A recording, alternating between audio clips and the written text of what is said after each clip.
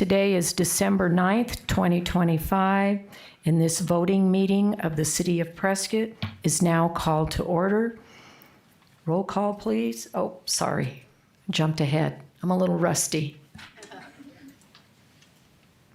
So first up, we'll have introductions and announcements. Okay. Sorry, I have a little bit of a sore throat here, but I'll get through this. Good afternoon, everyone. I'd like to share a few community updates as we head into the holiday season.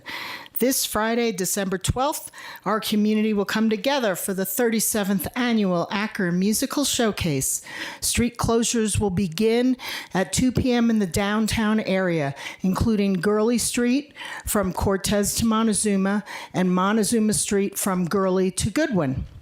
Roads will reopen around 10 p.m. once the Prescott Police Department determines it's safe to do so. And this year, be sure to stop by City Hall, as we will be hosting our first A.R.S night at our new location. Free parking, and of course we have lots of parking outside, so when you're all struggling, you might want to come here first and park in our garage, in our lot. Free parking and shuttle service will be available from Yavapai College to the Courthouse Plaza from 4:30 to 9:30. For performers' schedules, maps, and full event details, visit acrnight.com. We'd also like to congratulate this year's Christmas Parade Grand Marshal Dennis Gallagher, CEO of the Prescott Western Heritage Foundation. We really appreciate his leadership, his commitment to preserving our local Western heritage, and the many ways he supports our community. And the city is pleased to welcome Tricia Lewis. Would you like to stand and say hi? As our new Economic Development Manager, we are excited to have her on board as she leads efforts to support local businesses and strengthen our long-term economic vitality. We also congratulate, I'm looking, I don't see him. Oh, there he is, Lars, take a stand. Lars Johnson on his new role as the city's new finance director. We are grateful for his service to the community and look forward to his continued leadership in this new role. A reminder for all of us that forget that trash will not be collected on Christmas Day or New Year's Day. So residential collection will shift those days to Friday of the holiday week. And the commercial dumpster routes will move from Friday, I guess, to Wednesday. All right, the transfer station will also be closed on Christmas and New Year's Day, and residents can stay up to date on all holiday changes at PrescottRecycles.com. This year, the city is offering appointment-based curbside Christmas tree collections from January 6th to January 9th. You have to register, so you can register at PrescottRecycles.com. And it is now open, so when you're bored during our meeting, go on your site and sign up to get your Christmas tree picked up. It will be, residents can also drop off their live trees at the transfer station at no cost from December 29th through January 9th during regular hours. The Prescott Library will close 5 p.m. on December 24th, Christmas Eve, and will be closed on Christmas Day. It will also do the same on 5 p.m. on December 31st and be closed on New Year's Day. Residents can access all digital resources, streaming content, and ebooks 24/7 at prescottlibrary.info. On behalf of the City of Prescott, we wish everyone a very Merry Christmas, Happy Holidays, and a joyful and healthy New Year. Thank you, Lois. And I would also like to thank the Agape House for gifting us these beautiful poinsettias. Thank you.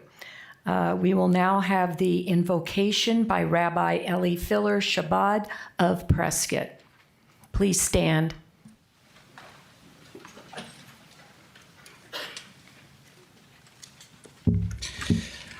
Honorable Mayor, council members, and distinguished guests.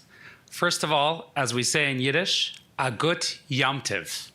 A good Yom Tov means happy holidays. Today is actually a well-known Hasidic holiday. And being a Chassid, I would like to share about it. Today marks the anniversary of about 250 years ago when the first Chabad Rebbe, the founder of the Chabad movement that I belong to, was arrested and put in prison. He was a well-known, distinguished rabbi, and it was quite a terrible decrees against him. The decrees were he was spreading ideas which went against the government, which were all untrue. He was a man of faith.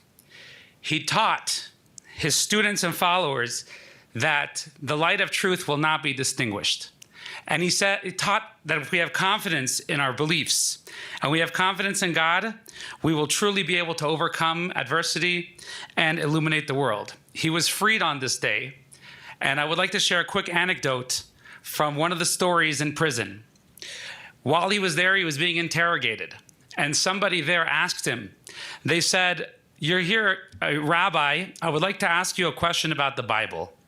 In the Bible, Adam, after he sins, God comes to him and says, "Ayeka, where are you?" He said, "I know God knows where everybody is."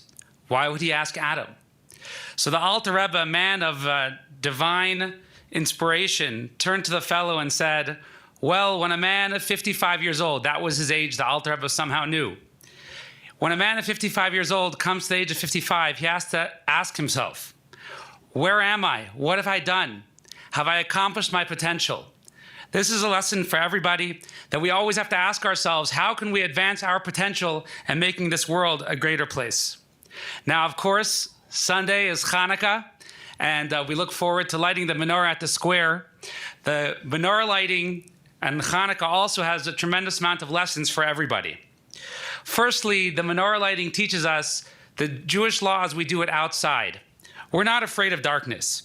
In fact, we know that even when there's only a little bit light left, that light will overcome the darkness. Another lesson we learn is that we must never be satisfied with doing good. We always have to do more and add more light every night.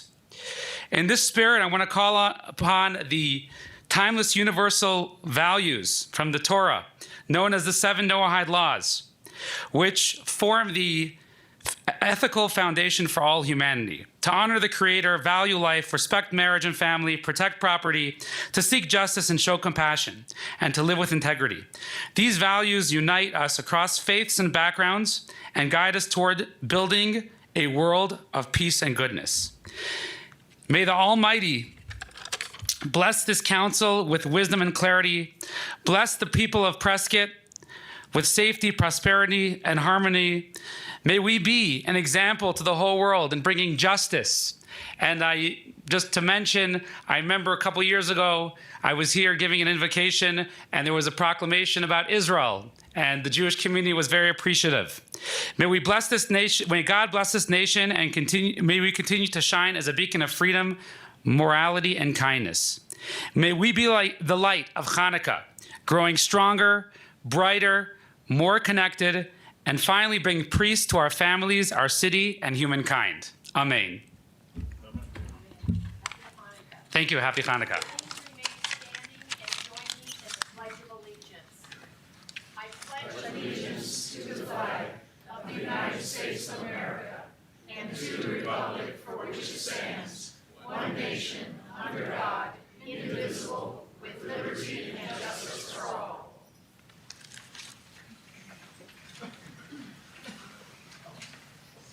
Roll call, please.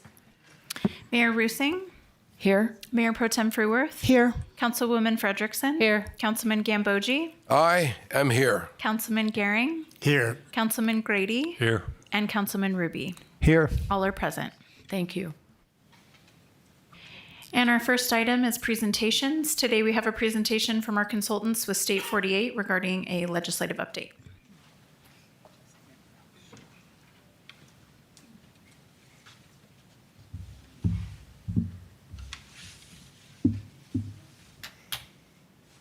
Good afternoon. Thank you. Don't need to press anything. Okay. Good afternoon, Mayor Rusing, Vice Mayor, Mayor Pro Tem, council members, staff, invited guests, and guests of the audience. My name is Alexis Susdorf. I have had the privilege of working alongside some of you and look forward to working alongside many of you this next year on your behalf at our state legislature.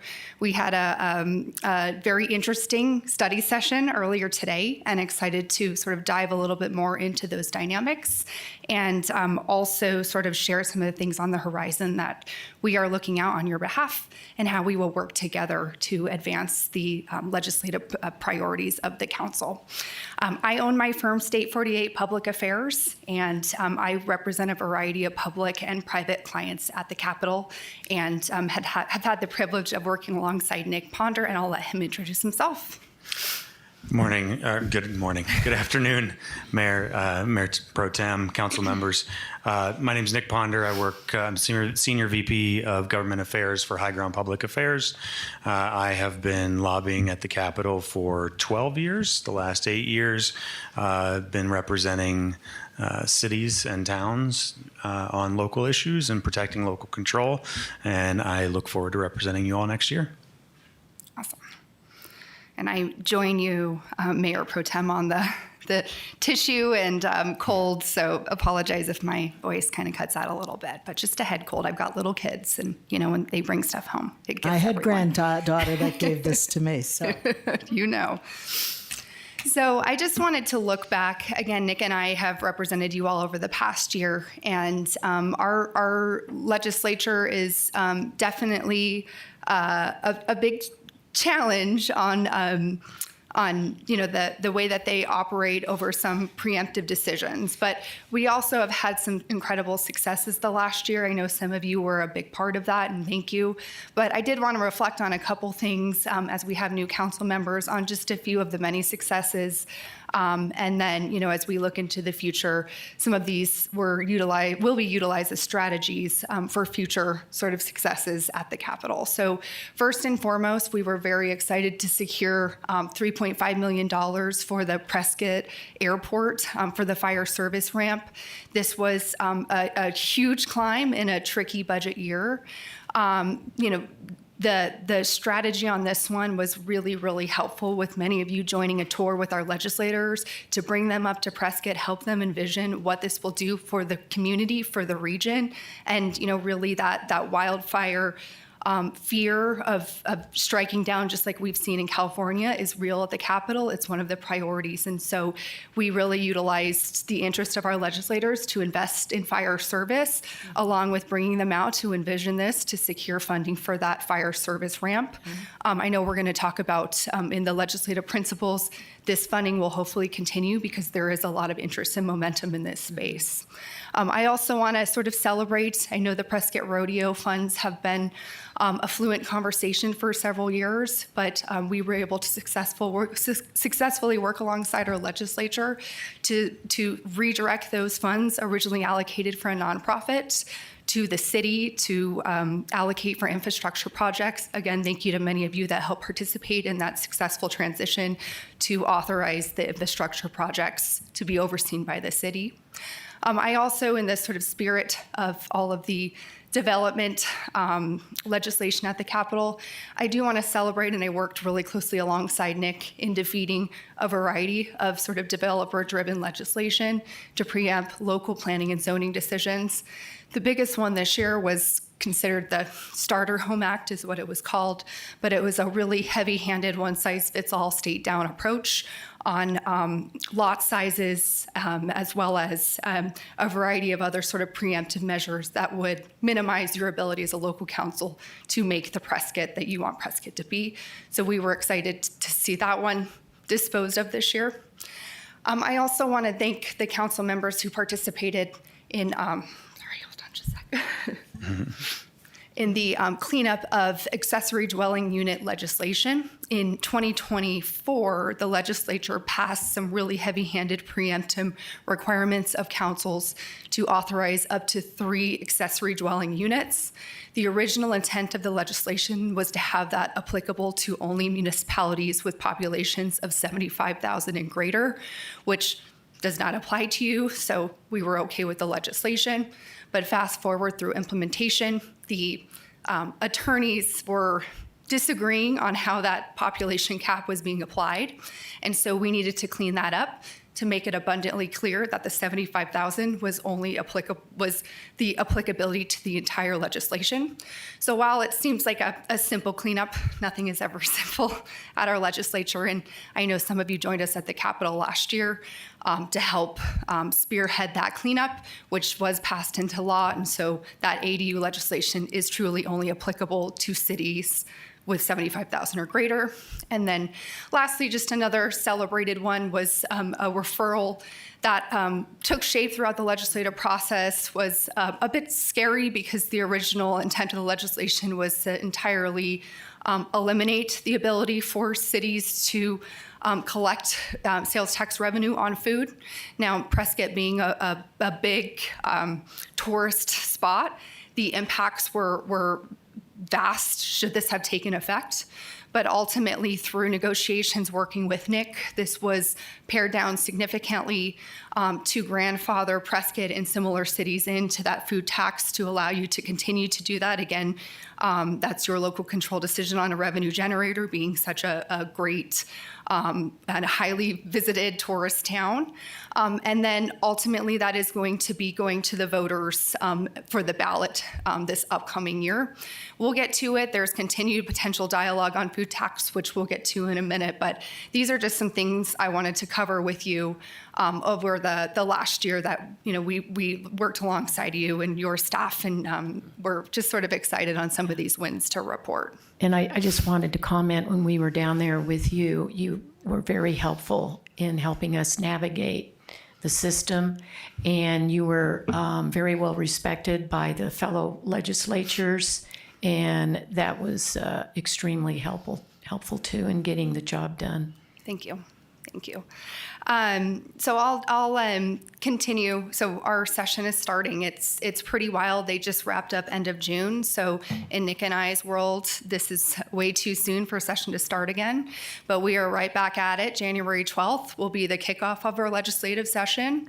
The pre-filing bills have already started, so we've already started to see some legislation pre-filed, which started mid-November.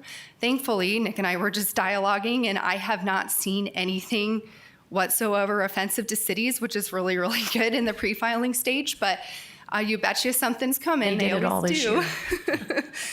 But It's still coming. Yeah. But that first week of session is really when we will see the vast number of bills published. Right now we're at about 60 bills, memorials, and resolution published. We'll see about 1,600 to 1,800 more.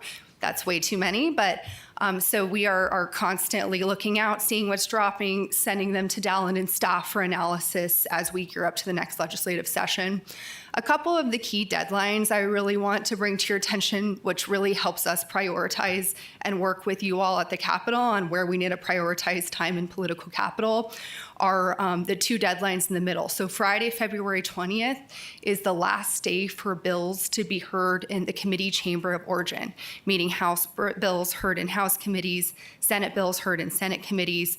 The Appropriations Committee is always allotted an extra week exception. And then, hey, it's the legislature, so they can always add exceptions whenever they want. But generally, they try to stick to this deadline. And this is really helpful for us to determine what bills didn't make it across that finish line, where we need to prioritize our time and effort on your behalf to either advance the legislation or defend against legislation that are problems. The other big deadline that kind of helps us prioritize our time is this Friday, March 27th. This is the last day for bills in the opposite committee chamber. So Senate bills in House committees, House bills in Senate committees. Again, another exception for the Appropriations Committee. This is oftentimes when we see those last-ditch efforts of running big amendments to try to revive something that died throughout the legislative process. So that sort of final week of March is always when things that we thought were dead in the legislative process sometimes become revived, which is always very frustrating, but just the nature of the work. And then lastly, the big deadline that everybody celebrates, although unfortunately has not been taken very seriously for quite some time, is the 100th day of session. This is the constitutionally set deadline for them to to conclude their labors. Although we have not seen this followed, it falls April 21st this year. But just for frame of reference, last year we got out, I think, right at the end of June. The year before that, June 15. The year before that, the most historically long session ever, July 31st. So we are certainly not, no promise that we will get to that 100th day mark, although I'll do everything in my power to make it happen, because I always joke I don't want to be at the Capitol in Phoenix in June in a suit. It is way too hot for that. So we will keep you apprised, and Nick and I are happy as we get through this presentation to just inform you a little bit of how our workflow has been with the council, and look forward to developing new processes with you all as we embark on this new mayor and council relationship. Well, I just want to say that thank you. With your help, we have made progress with our appropriations, getting the $3.5 million for our slurry bomber. We can expand the planes and their capacity there. So thank you very much. But it was a team effort. And I also want to thank our city manager, Mr. Dalen Kimball. He was a pretty good driving force to get us down there and accomplish what we needed. I just have to say, I have to wear long sleeves underneath my suit jacket in June, so no sentiments from me. But no, I'll give Alexis an opportunity to blow her nose, and I'll speak for a few minutes. Thank you again for the opportunity. So I'm going to discuss legislative leadership, but for those of you who are less familiar with the makeup of the legislature, both on the dais and behind me in the room, I'll speak to the makeup of the legislature first. And that is that we have slight majorities in both the House and the Senate for the Republican Party. The House picked up 2 seats in Republican seats in the last election, 1 seat in the Senate. So it's 33-27 in the House, 17-13 in the Senate. House Majority Leader is Steve Montenegro. He's from the sort of Surprise area. Senate Majority Leader is Warren Peterson from the Gilbert, Queen Creek area. The Minority Leader in the House is Oscar de los Santos from Legislative District 11. That's sort of Levine, Southwest Phoenix. And the Senate Minority Leader is Priya Sundaration. She's from the Tucson area. That's largely our legislative leadership for now. There were some changes to leadership, and that's why we say for now. So Warren Peterson, for those of you who probably know, because he's been touring this area quite a bit lately, is running for Attorney General.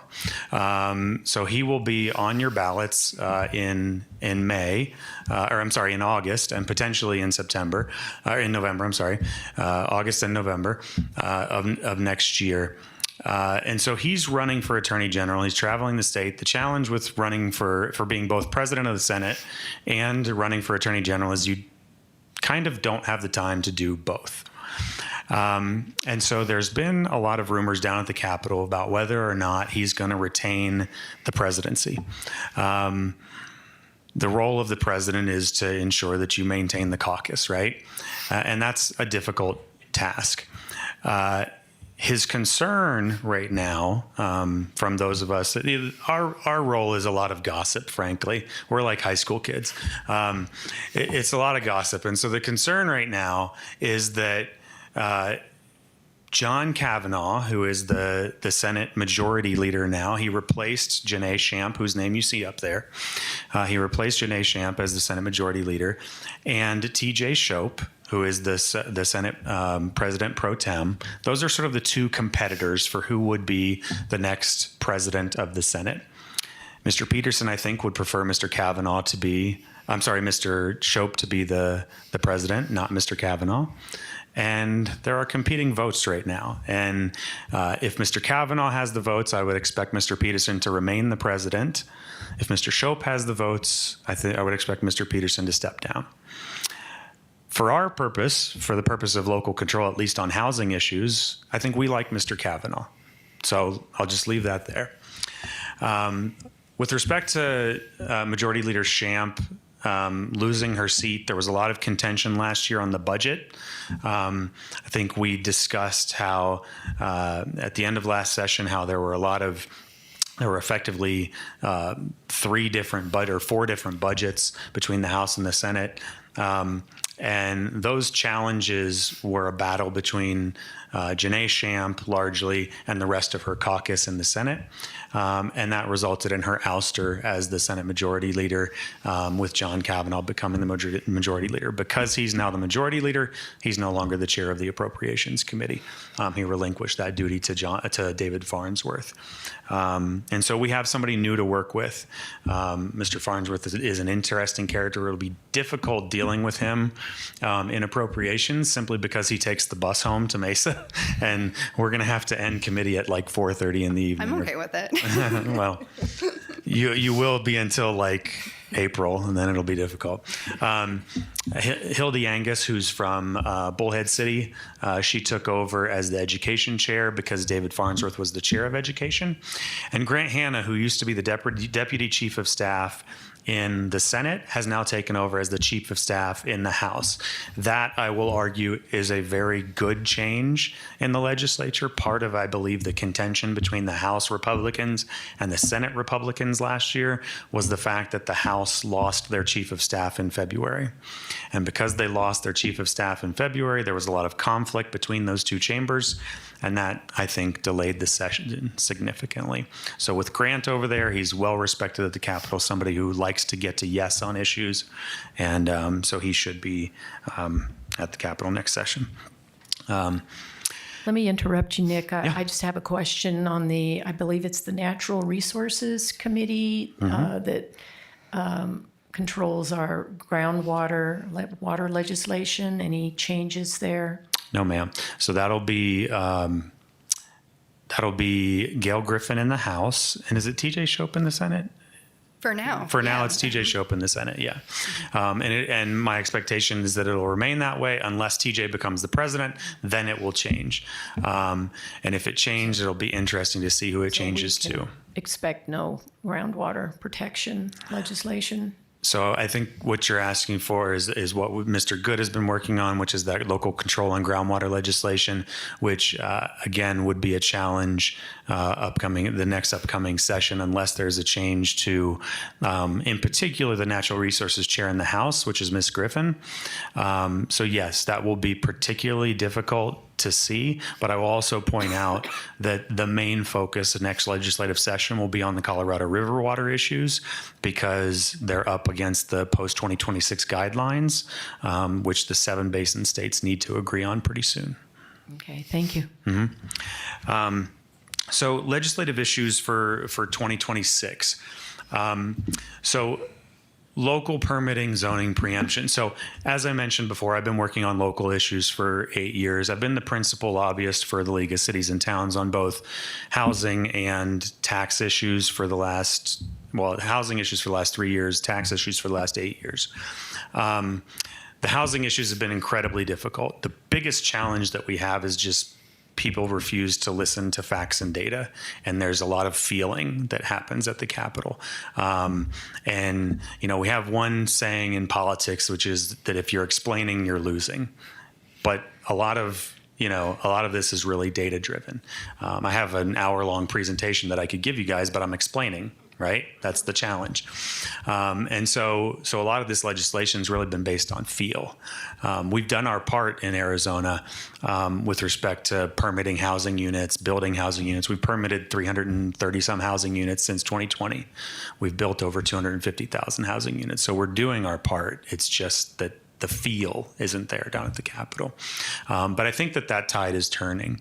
And so we may see another housing bill like Senate Bill 1229 that we saw last year. But I can tell you right now that the proponents of that bill are even questioning themselves on whether or not they're going to run it.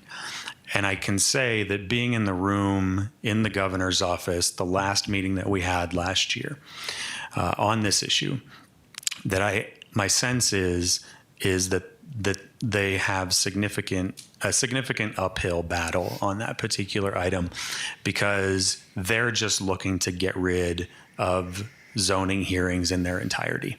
And I think that that's not something that any that the governor's not looking for. I think that obviously the League of Cities is not looking for, you are not looking for, and we would vehemently oppose anything like that. So getting rid of any hearings, public input, councils, Madam Mayor, yeah, it would be. even more than what they already did. So for single family rezoning, the goal is just to get rid of zoning cases in their entirety So basically taxation without representation. in the form of housing. Okay.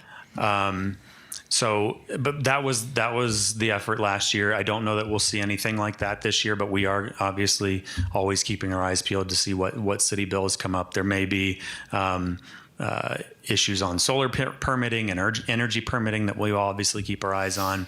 As is mentioned up there, water, we talked about rural groundwater and the Colorado River water.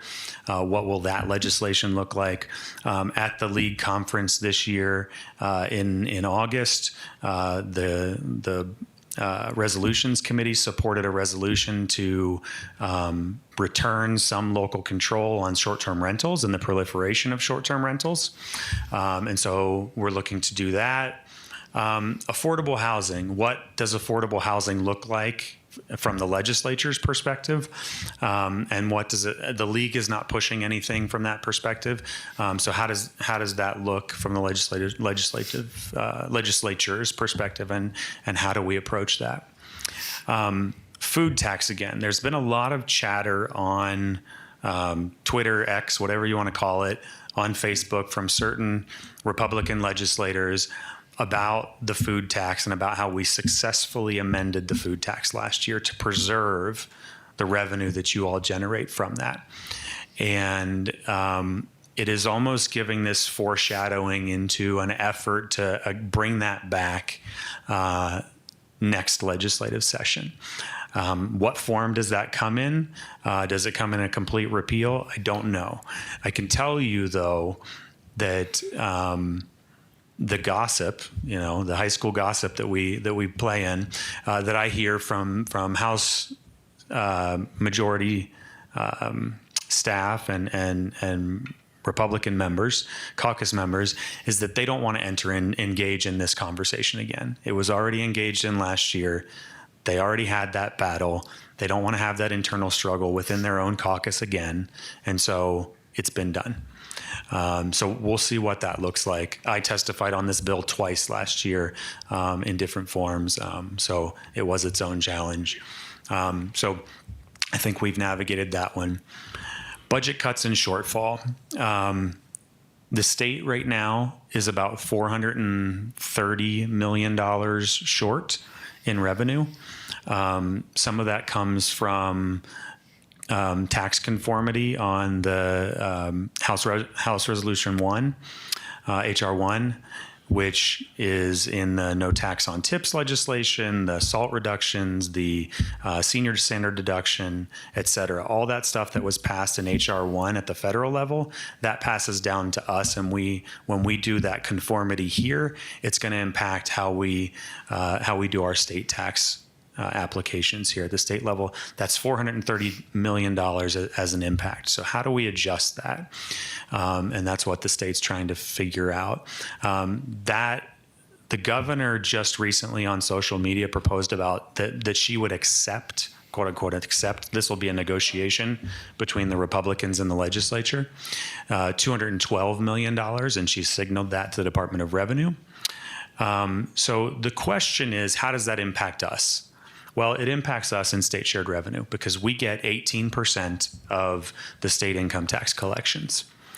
So 18% of, and I should have pulled up and while Alexis is speaking next, I can pull it up on my iPad and figure out exactly the impact would be for Prescott.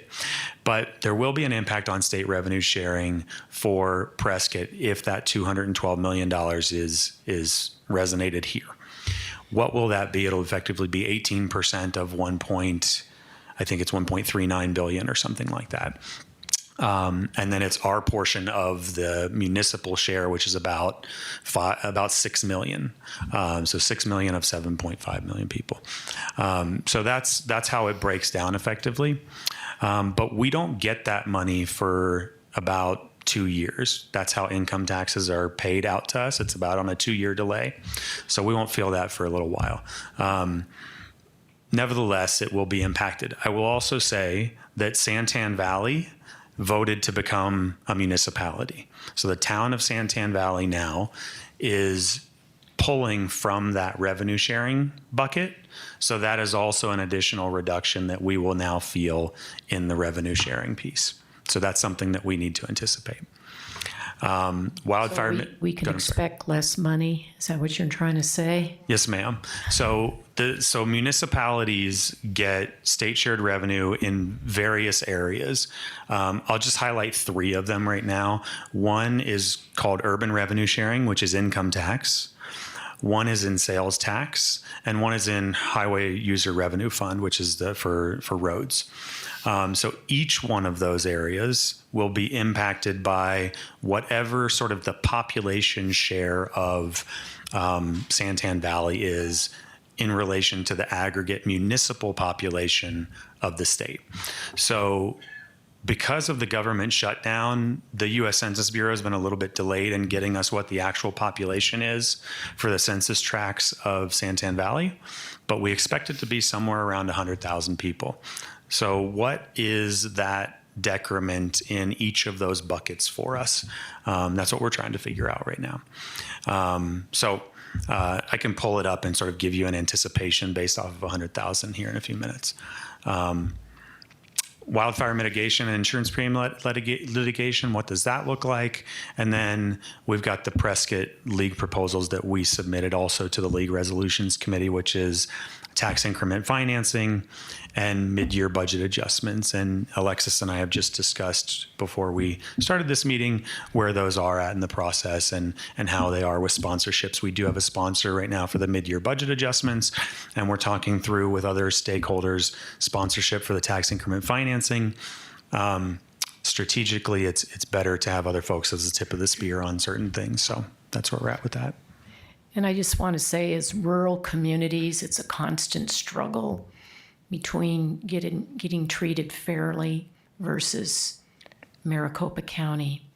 So hopefully we can have a bigger presence down at the Capitol and have a little more influence with your help, and just get better representation for our people here in Yavapai County. So I can give you the amount now that I just had 2 seconds. So for the loss for income tax, if it's $211 million, I think was the number actually. For Prescott, it would be $296,000 for the urban revenue sharing. That's just the income tax piece because that's the only piece that's affected by H.R. 1. And then for the Santan Valley piece, it's about $167,000, and that's just for the income tax piece. I haven't done the math on HERF or sales tax.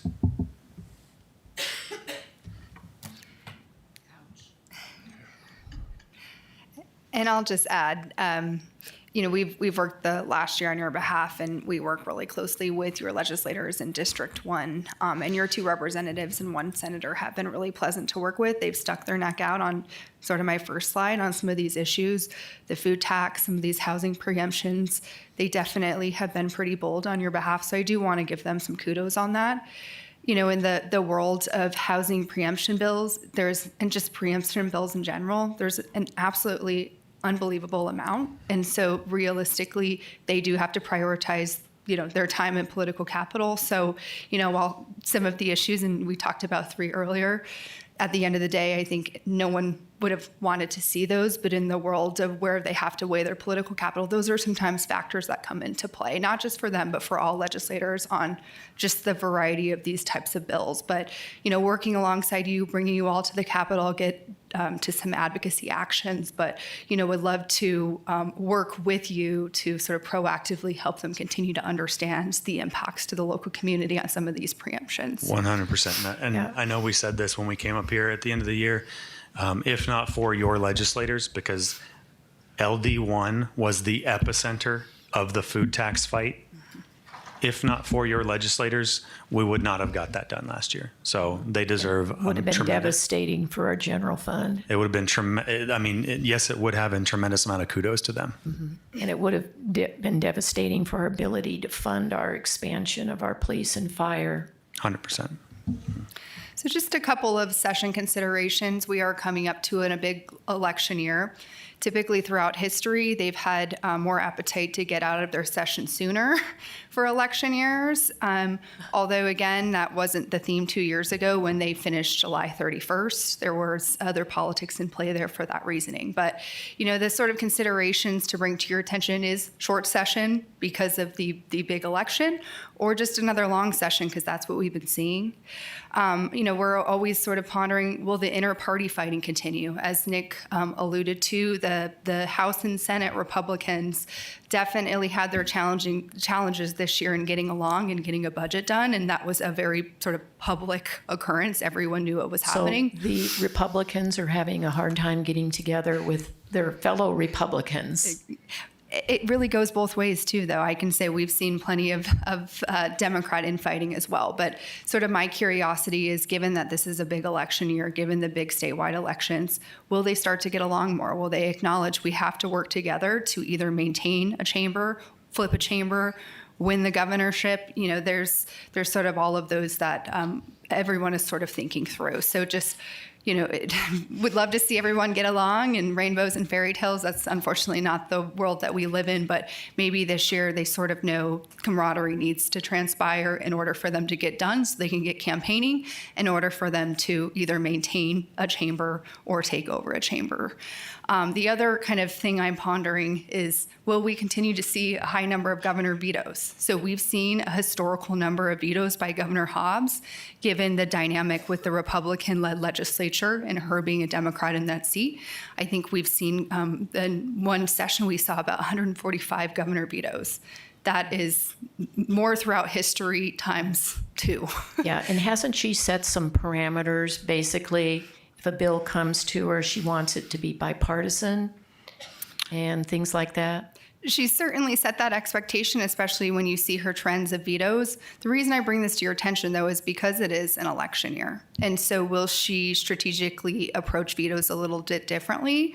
Given she knows if she wants to maintain that seat, she needs to appease certain independent voters. So it's just something I ponder is, will we continue to see that, or will she take a different strategy on vetoes? And then just the big more money, more problems. Will we, because we have less money to work with, as Nick shared, will it make it for an easier session, easier budget because we just got to, get it done and get going, or will it make it more difficult to pass? The last 5 years, the legislature has explored an innovative budget approach, which maybe now this year they're biting themselves a little bit because they've really pushed sort of what's called like an earmark strategy. So they have their sort of big ticket items, and then they give each legislator that confirms they'll vote for the budget a certain amount of money for in-district projects. That is how we got our fire service ramp. And, plush general fund we've had has gone away. So now my sort of question is, are members going to say, whoa, in order for my vote on the budget, I want my project in my community, but realistically, there's not going to be enough money to do those kind of things. So are we going to see people sort of playing nice and just being a team player and voting for the budget because that's what they got to do? Or is this sort of 5-year history of these earmarks going away going to create an even more difficult budget to pass because legislators are so used to this now? And we have a $1.5 billion rainy day fund. And is this that rainy day or not? I'm glad to hear the rainy day fund has been refunded. So I remember when we didn't have one. Yes. So just dialogue with you all, and would love to continue to hear from you all. But we really enjoyed bringing you all to the Capitol, continuing to have you be a part of this work. It's the most effective way for us to advance your priorities at the Capitol. I have already mentioned, and I hope that we continue to do these Prescott Day at the Capitol. That's where we bring our council members down, set up meetings with legislators. We set up meeting in the executive tower to talk about water strategy. But those are just really effective ways to sort of immerse you in this work and have you speak on behalf of the community on stuff that's either great that you want them to celebrate, or things that are problematic that we either need them to work on or make go away.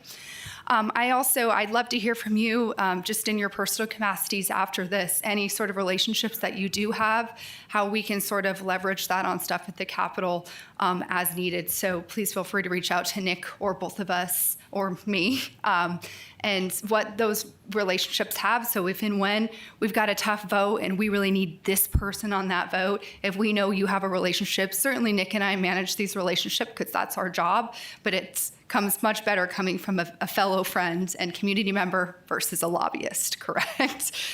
I'll continue, Nick and I will continue that weekly cadence of sending email updates on sort of what's happened this past week, what's coming. Unlike the federal level, the state level actually has quite a bit of volume and quite a bit of work. So sometimes those emails do get lengthy, so we try to be as succinct as possible. Do know that we have regular cadence with Dallin and team, back and forth on bills, analysis, et cetera, to sort of get the day by day on how we need to operate on your behalf. That legislative principles document that's on your consensus today is actually what drives Nick and I's work on your behalf. So we review that. If we see a bill and it seems in alignment or out of alignment, that's how we act in conjunction with working with your leadership and staff.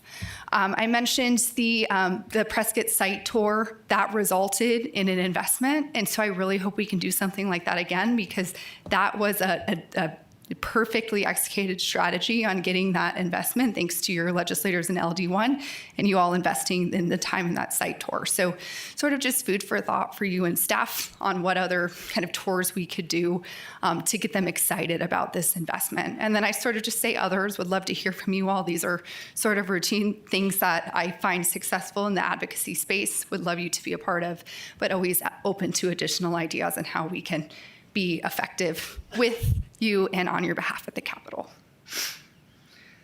I think that's our contact information. I hope you all that don't have our cell phone number and email, please jot those down and feel free to communicate with us anytime via text, calls, however. And yeah, happy to answer. And I any typically take a questions. drink anytime somebody says ponder or pondering, but I'd be out tonight, so. Yeah. Any comments from the council? Lois? For purposes of either the Prescott Day or the big weeks, that maybe we should start looking at our calendars and blocking some time so we don't allow other things when you're going to need us. Any thoughts about timing? Yeah, so we will start to see a high volume of bills dropping in that sort of January 12th. There's some set deadlines that will really help us understand what's out there and help us prioritize our time. I'd say effective times to come down to the Capitol are going to be Tuesdays and Wednesdays, because that's when we guarantee and know they're supposed to be at the Capitol for committees or at the Capitol for floor session. So those are two pretty set days. Mondays can be risky because they don't have to be there technically till 1. And Thursdays, they don't have committees, so they typically wrap up and get back in district. So those 2 days are good. I would say end of January, early February, and again, I can work with you all on schedule for these sort of day at the Capitals would be effective. Similar to last year, Nick and I provided sort of a list of bills that would be helpful to talk about because they were really relevant at that time. But, if you all are interested throughout session after that visit to the Capitol, there's going to be plenty of opportunities on contentious bills typically to come and testify. So we can sort of keep that cadence with you to say, hey, Tuesday, Commerce Committee, you don't like this bill. If you'd like to come and testify, we certainly can testify on your behalf. We do that often. But again, hearing from the community member, looking them in the eyes and them seeing that impact makes a tremendous difference. So we can keep that cadence with you as well.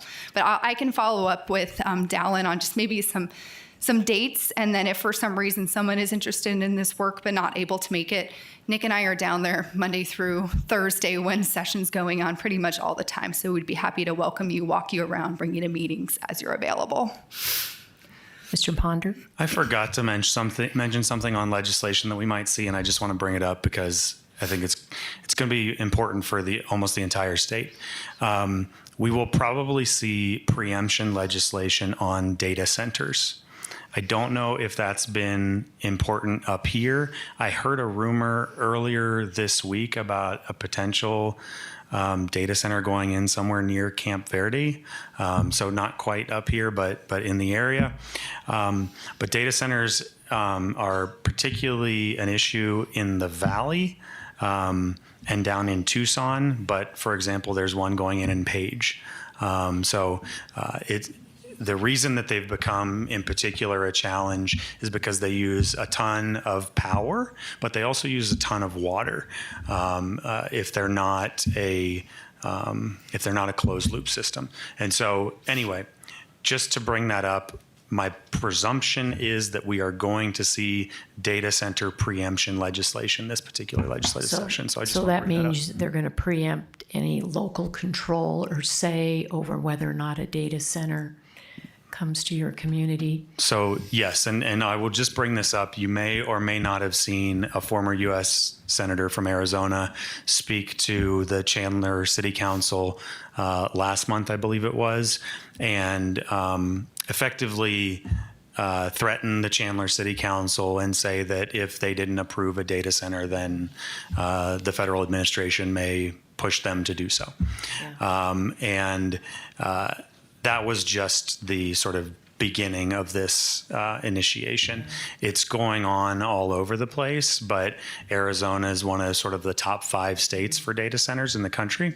It's been a particular issue here. So what they would probably do is pass the type of legislation to preempt our local control on the zoning for data centers. Well, I've heard that a data center can use as much power as 40,000 homes, and APS is very concerned about their capacity to provide for these data centers. So they're trying to maybe just phase them in gradually. So, yeah. Mayor, I'm sorry I don't want to cut the conversation short. Our presentations are generally 5 to 10 minutes. Oh, I'm we had sorry. allotted 20 minutes for this one. Right. We're now at 45. Sorry.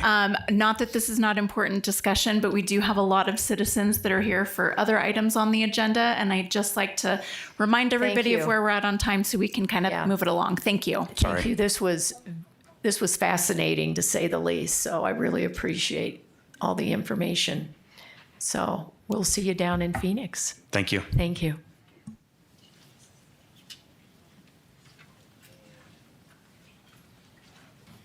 Next item. Our next item is our open call to the public. The City of Prescott welcomes public engagement. Residents may comment and address the council regarding matters that are not included on the posted agenda during the call to the public.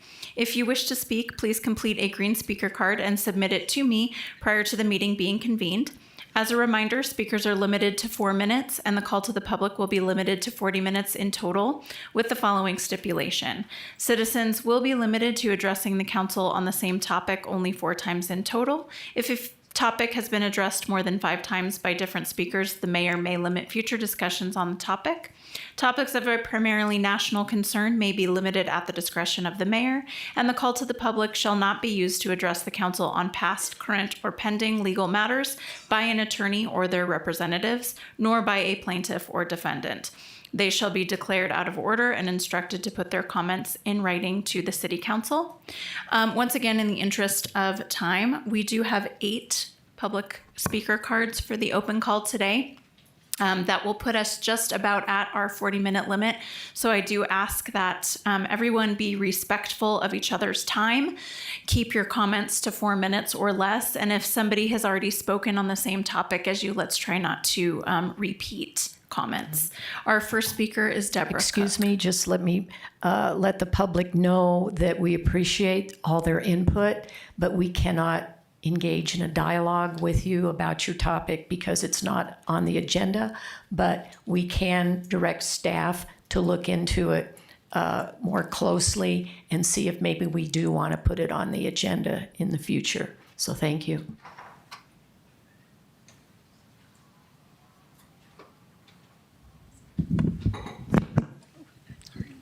Thank you. Thank you. Let me see everybody. All right, thank you, Madam Mayor, Mayor Pro Tem, and council members. My name is Debbie Cook. I am 73 years old. I think that's a pretty good vintage to have acquired. I live in the Bradshaw Senior Community. It's an independent living apartment. And yeah, we've talked about the rent and the issues. But I do have some numbers and maybe an idea for a grant, a program for a development grant.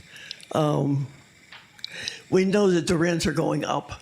My rent when I first moved in was $632. 4 months later, it went up to $732. It went $662, went to $732. The next year, it went to $799, and that's a lot. A lot of the issue, though, the trap we fall into, is when our name finally comes to get an apartment. Maybe I qualify for a 40% set-aside apartment, but what they have available is a 50% apartment. And I look and go, yeah, I can pay $662, but then it jumps up, and I didn't expect that. So a difference in a 40 and a 50% apartment in a one-bedroom is $170 a month. And between a 50 and a 60% is $170 a month on the one-bedrooms. So if I work in planning and zoning, I've worked with block grants, a little familiar with the process. So a definable already project, we have the definition of the money involved.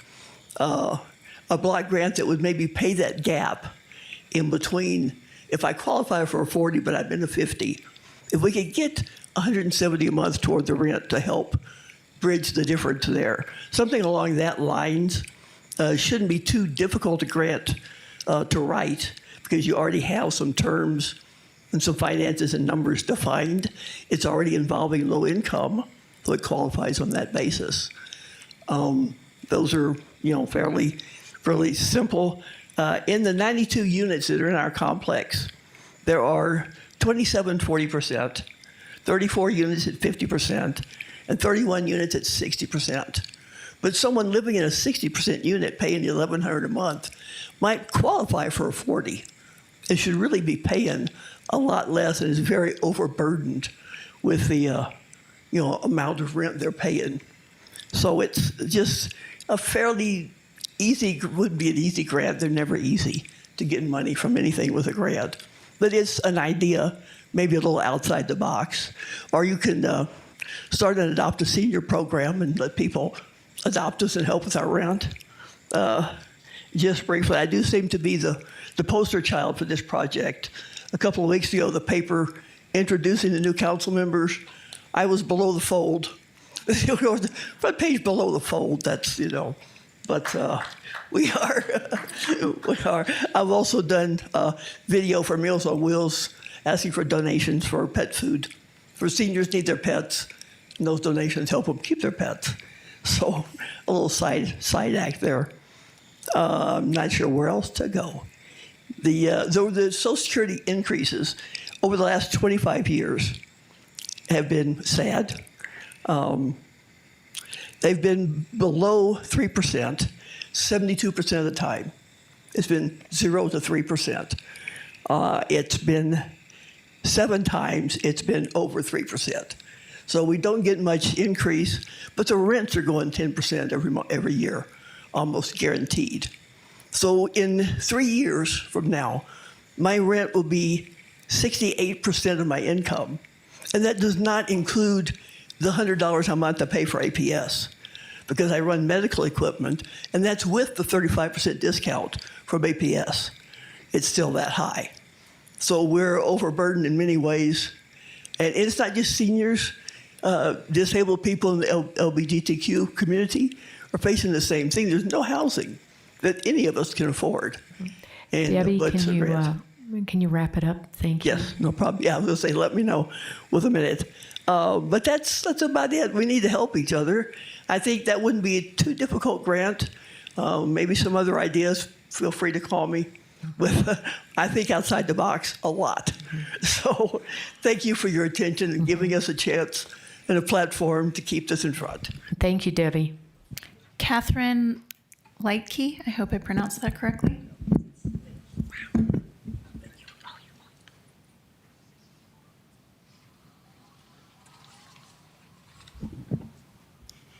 Hello, Madam Mayor, Mayor Pro Tem, and council members.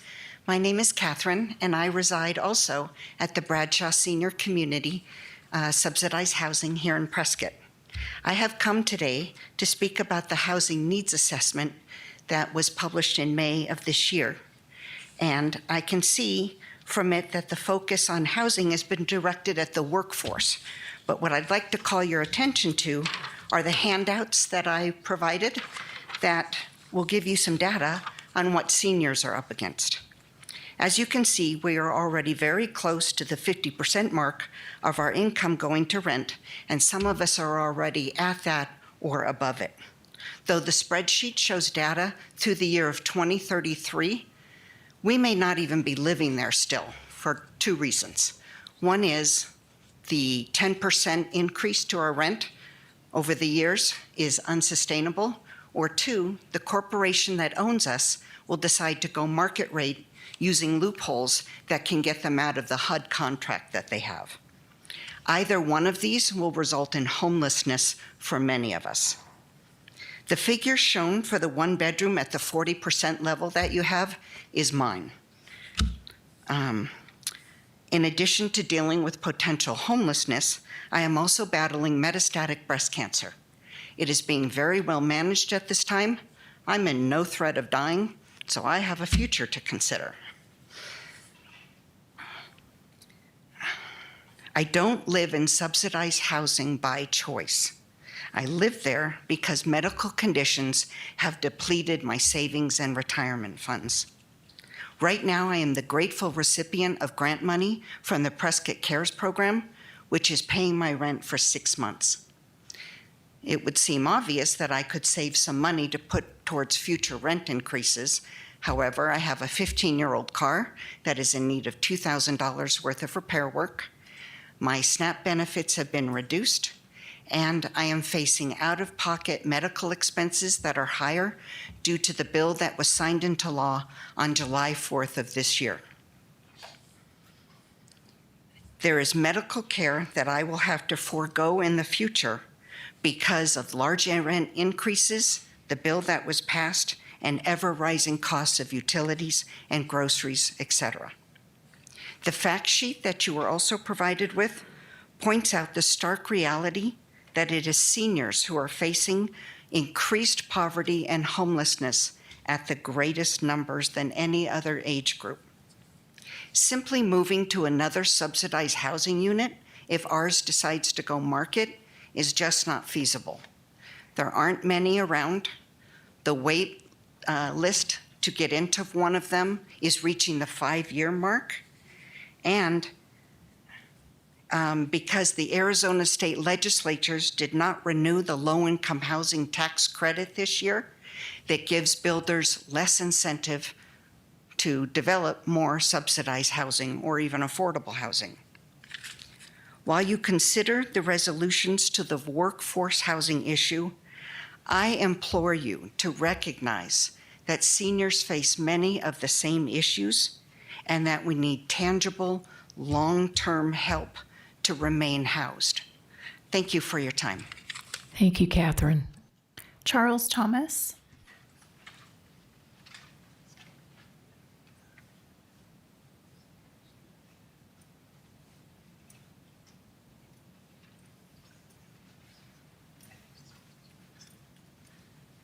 Good afternoon, Mayor and Council. I have a citizen petition to present to the Council and to the City Clerk.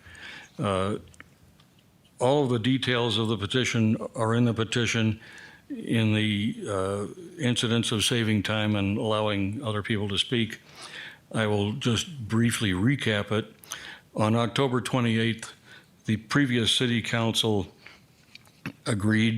passed as part of the consent agenda an abandonment of the south end of Marina Street as part of a revamp proposal. The city charter requires that that be done by ordinance. It was not. It also, the city code requires that notification be given to affected parties as a director and officer of SPOA, which is the Summit Point Owners Organization.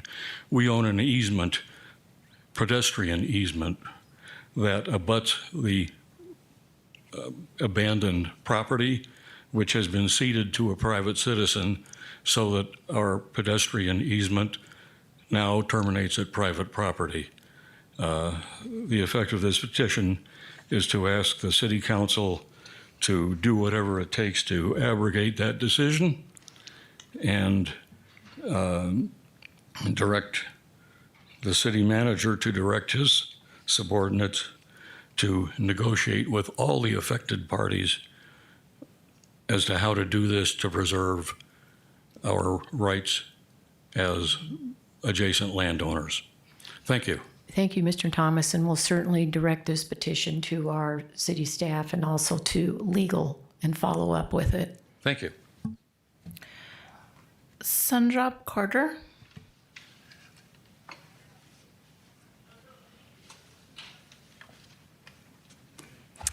Good afternoon. I just wanted to revisit the issue of the times of these lovely city council meetings. As someone who grew up in Prescott and a longtime resident, would love to see these meetings be more accessible to working age folks who are right this minute at work. When I bring this up, the two concerns I hear are, one, Prescott's a retirement town, which, according to the city's own data, only 33% of Prescott residents are over 65, which means the vast majority are working and school age, which means 3 p.m. on a Tuesday is just not accessible. Every person I have invited to a city council meeting is working right now. They're unable to participate, have their voices heard, and I think even more importantly, are unable to even consider the option of running for city council because they know the number one job requirement is being here at 3 p.m. on Tuesday, and they are unable to do so. I also heard at our last city council meeting a concern around being able to staff meetings in the evenings. So I was curious to see what other cities in Yavapai County were doing. And it turns out that every incorporated city in Yavapai County, with the exception of Prescott and Sedona, have their meetings at 5:30, 6, 6:30, or 7 p.m. So clearly this is a problem that many other cities have figured out, and I trust that this city council and city staff would also be able to figure that problem out. Thank you. Thank you. Luda Larson.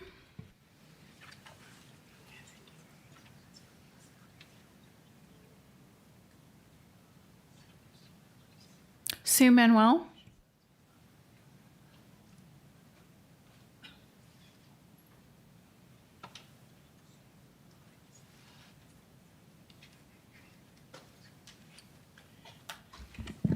I think it's still afternoon. Good afternoon, Mayor, council members, and the fellow citizens of Prescott. I just want to make clear, my name is Sue Manuel. I'm a resident of Prescott and have been for a long time. I'm here on my own. I'm not affiliated, or this speech is not affiliated for any group or anything else. It's for me only. I am here today to address a matter of critical importance to our communities, governments, and to our adherence of state law. The current lease agreement between the City of Prescott and PFD, or Prescott Frontier Days Incorporated, is concerning the use of the city-owned fairgrounds property, specifically the Fairgrounds Rodeo Grounds lease. Prescott Frontier Days is a cherished tradition. The world's oldest rodeo is a source of immense pride and cultural heritage. We value the tradition deeply. However, our traditions, no matter how beloved, must operate within the bounds of the law, and they must serve the public intent equitably. Recent legal analysis have raised serious concerns that the current lease agreement may be in violation of the Arizona state law, specifically A.R.S. 37-321 and related statutes. The laws mandate that when public property is leased to for a private use, it must be generally done through a public bidding process to ensure the city receives fair market value. This is not merely a bureaucratic hurdle, it is fundamentally safeguard against improper gifting of public assets and ensures transparency in the government dealings. The existing lease, which has been in place for several years with only minor adjustments and without a competitive bid, provides exceptionally favorable terms to the Prescott Frontier Days. The rent paid, which is zero, is widely considered to be substantially below market value for the exclusive use of a significant public asset. This is where the problem lies. By potentially bypassing the requirement of the state law and failing to secure fair market value for the taxpayers, the city is not just offering a good deal to a nonprofit, it is allegedly operating outside the legal framework established by the state of Arizona to protect public resources. I am asking the city and Prescott Frontiers immediately and voluntarily enter into good faith negotiations to establish a new legally compliant lease agreement. This is not a request to end the rodeo. It is a request to legitimize the agreement for the rodeo's future. A renegotiated lease should, 1, adhere strictly to the Arizona state statutes regarding leasing of public lands. 2, ensure transparency is how the property is valued and used. And 3, possibly provide fair market value to the citizens of Prescott, allowing review of benefit general city services. We can honor our history while upholding our legal obligations. It is time to correct this oversight. Let us ensure that we are our commitment to the public is of law as strong as our commitment to the world's oldest rodeo. I am also requesting that all expenditures... Sue, your time is up. I'm sorry. Okay, thank you. Thank you. Well noted. Kim Lopez.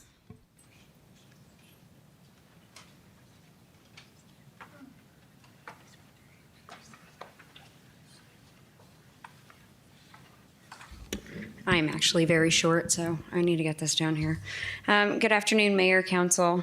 My name is Kim Lopez, and today I stand before you as the president of Prescott Frontier Days, world's oldest rodeo. I do so with tremendous pride in today's speech. We spent a week in Las Vegas at the NFR, and we received a major award called the Sowing Good Deeds Award. And it is an honor for our organization and its recognition of the tireless work and the heart that our people pour into Prescott. For years, some may have doubted our value or questioned our impact, but this award is proof of the deep roots and the lasting good we bring to our community.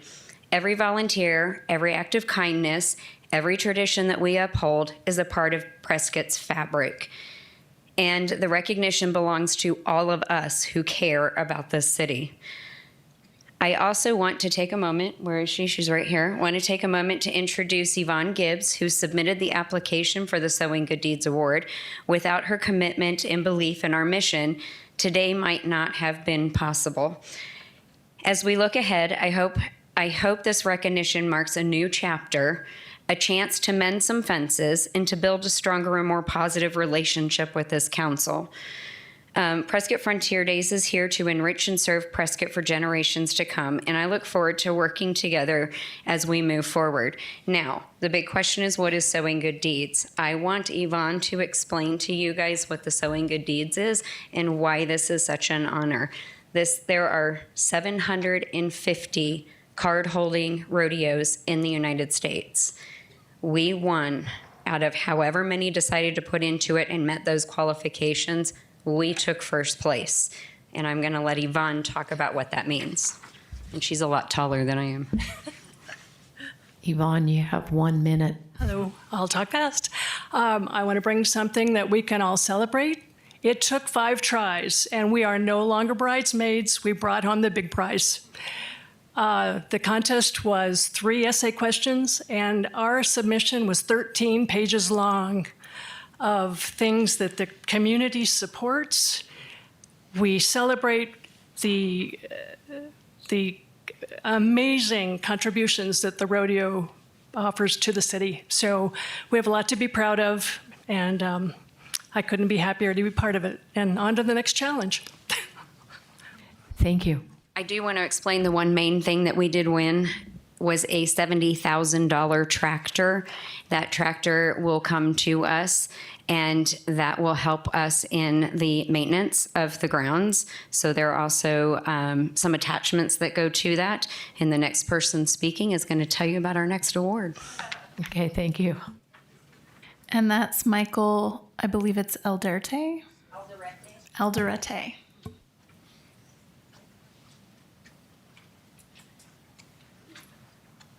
Hello, Mayor Council. The other award that we received at PFD is the Women's Pro Rodeo Association Justin Boots Best Footing Award, which consists of the footing of all your contestants, your livestock, and your equine.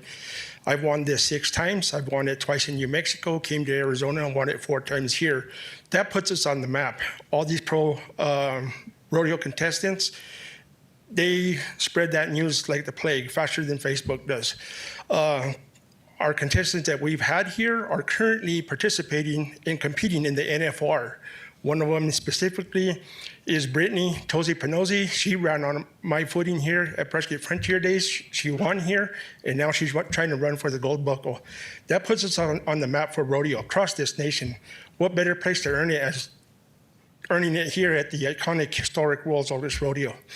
And not only I represent myself in the rodeo, but us as a community. So that win is all for all of us. Thank you, Michael. Ken Fiddick.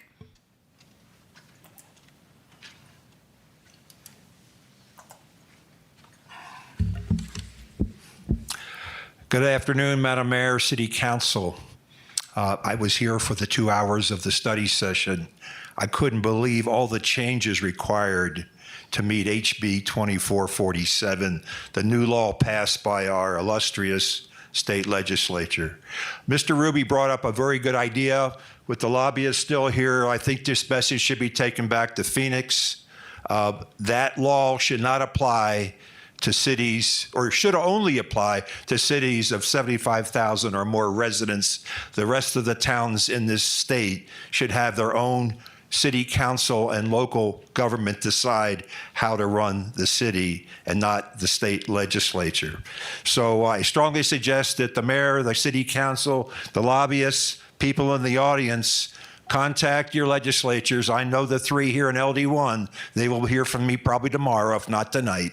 And let's get this done early in 2026, because I can't believe all the work that's been done already. And I know you may get to that as the last item on your agenda today for approval of all those changes. Thank you. I think the city staff got the message loud and clear. That's all, Mayor. Thank you.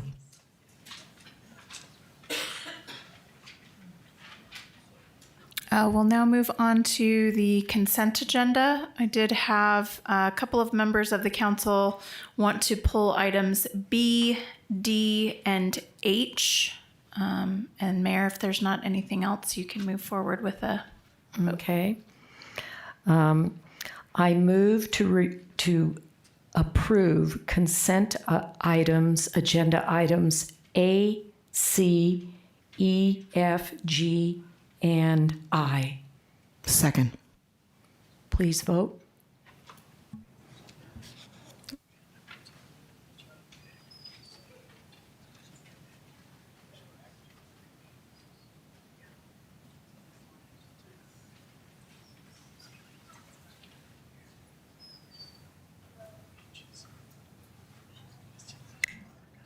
Councilman Gehring, are you a yes on those items? There we go. Now I see it. Okay. That's okay. That passes 6-1.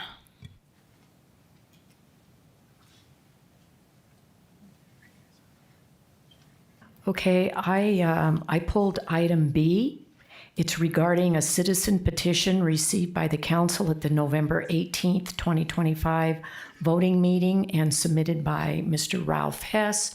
Mr. Ralph Hess cannot be here today, but I said I'd pull it as a courtesy to him and as respect to public input, and that we would explain the rationale why all citizen petitions first go on the consent agenda. It's not like they're being ignored. It's just automatically goes on the consent agenda. And then if there's an interest by a council member to continue with the petition, then staff has not invested a large amount of time and effort in researching it. And our city clerk, Sarah, has a few comments too. Thank you, Mayor. Yes, as you said, in 2023, the Prescott City Charter was amended. There was a number of amendments. 13 were proposed, and 12 were adopted by the voters of the city. One of those amendments was to change the time for the council to act on submitted citizen petitions from 30 days to 60 days. Following that amendment at the general election in November of 2023, between that time and this petition that we are discussing today, 9 citizen petitions have been submitted. Quite a number of those petitions required a substantial amount of staff time, both before they came to the council within that 60-day requirement, and then again after. Some of them have been significant in that one of them was an open space petition, which ended up going on the ballot and was passed overwhelmingly by the voters of the city of Prescott. But given council and staff feedback after the high number of petitions that were received during that sort of 1.5 year window of time, and because the charter was silent on the specificity of what that action meant, staff was directed to put together a section in the council rules of procedure that would address specifically how submitted petitions were handled. And in that process, the petitions would be placed on the next available consent agenda, which is what we have done in this circumstance. The petition was submitted on November 18th. Next available meeting was today. Now, the way that the consent agenda works, and as all of you know, but probably members of the public are not aware, if any member of the council wishes to pull an item from the consent agenda for future or for further discussion, rather, so that it's not voted on sort of in bulk with the rest of the consent agenda, they may do so from the dais or by letting me know in advance that they would like to pull items. That then leads to discussion. Council can provide direction to the staff on that particular item. They can make a motion to approve it, adopt it, table it, whatever they would like to do. That is at the council's discretion. And they can follow staff's recommendation or they cannot follow staff's recommendation. So the thinking in following this process for petitions was that it would put the item on the next available agenda and then provide the council with an opportunity to review the petition and make a determination if one or any of you wanted to pull it. I will say that this particular one, I had a couple of members of the council contact me to pull. They can discuss it and then provide direction to staff on how they would like to proceed, if at all, with a petition, and what work staff would need to put in order to bring it forward potentially at a future meeting of the council. So it wasn't sort of an expectation that the petitions were always going to get denied. It was to establish a more specific process within the council rules of procedure on how to handle that. So I'm available to answer any questions. Joe Young and I worked on that together, so he's available too. Okay. So I'd like to move to approve consent agenda item B, where we make no changes. Yeah, you do have public comment, we do. Mayor. And then I'm sorry. the motion would actually be to deny the petition, which is what is before the council. And then it looks like there's a couple of comments from council members as well. So our typical process is that we take comment from council, have council discussion, and then public comment, but we can do that however you'd like. Okay. All right, let's have council discussion first. So it looks like Councilman Ruby is first on that list. So I think, especially in light of what's happening with House Bill 2447, as a city, we need to have very clear ways to have dialogue with the public. The call to speak is great, but we can't really have dialogue there. We're just witnessing and listening. We need to balance this out, though, with, I think, a threshold of engagement in terms of what merits a petition being able to use city resources. So can we do any type of direction to city staff to kind of determine what is a proper threshold of engagement for petitions, or perhaps pulling anybody doing a petition out of a consent agenda so that it has its own category? So there's a couple of ways that we could accomplish that. And what I'm hearing from you, I think, if I'm interpreting it correctly, and Councilman Grady, I'm sorry, you actually were first, that's my mistake, is that, so if I think you're asking that a threshold, am I assuming that a petitioner would theoretically need to have like a certain number of signatures accompanying their petition that's being presented to the council or something along those lines? As a possibility, or it would require a given number of people on council to back it. Just before city staff allocates resources towards a petition, we need to determine what is an adequate threshold for doing that. So, and Joe, I'll see what you think on this, but if we were going to incorporate something very specific about the requirements for the petition itself, I think that that would need to be, like, for example, it would require 200 supporting signatures, for example. That would be language that we would need to put into the city charter, which could be done, but that requires an amendment to the charter, which requires it be placed on a future ballot.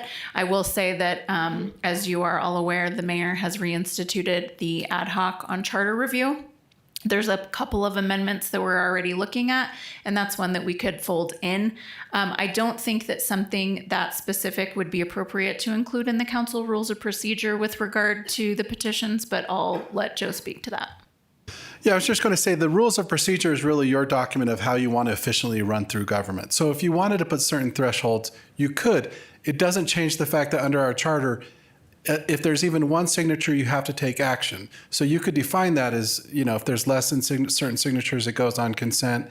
If there's more, then it goes on regular voting, or however you see fit. This was an attempt, and it was the previous council, to expedite things, but it's up to you how you want to run these meetings. So, Patrick? Yes, thank you, Mayor. So 2023, this is 2026. We've had 3 petitions a year. Is that?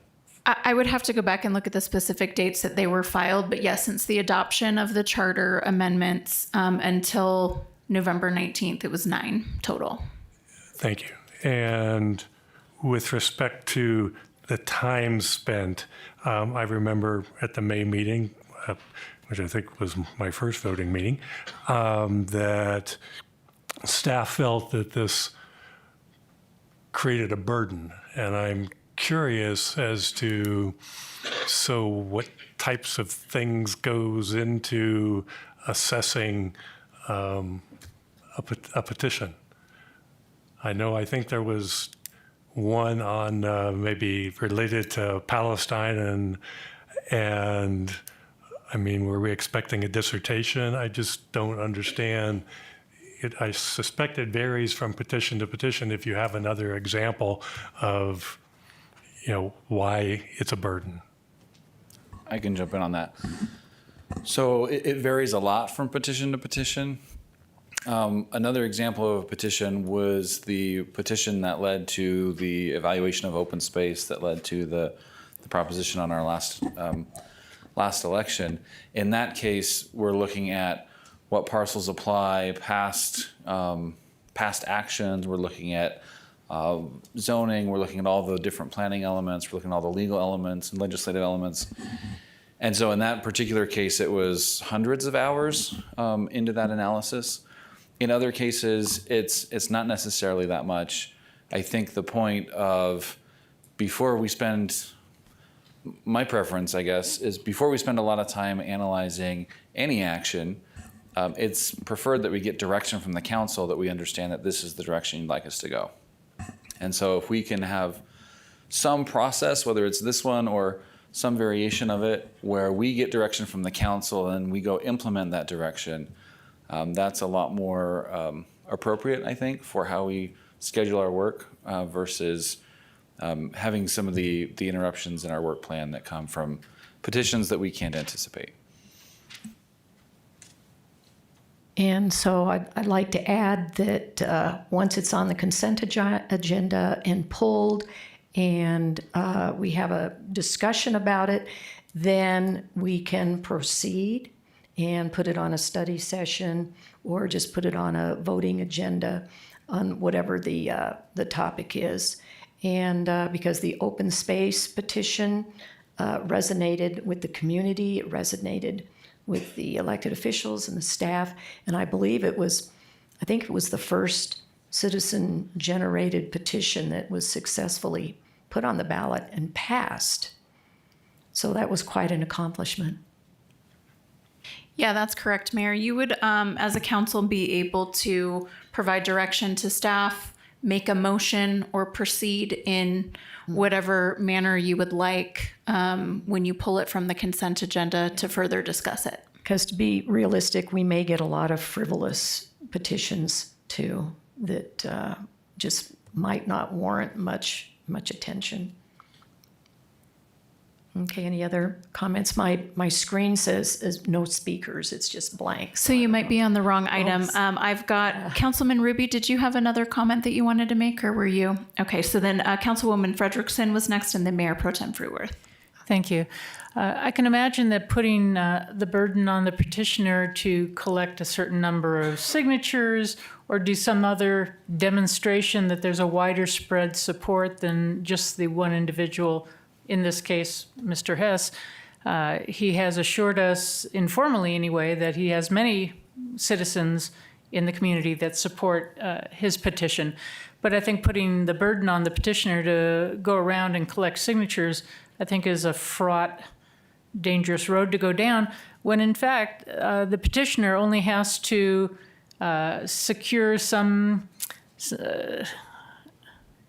on the council, one person, to get it pulled.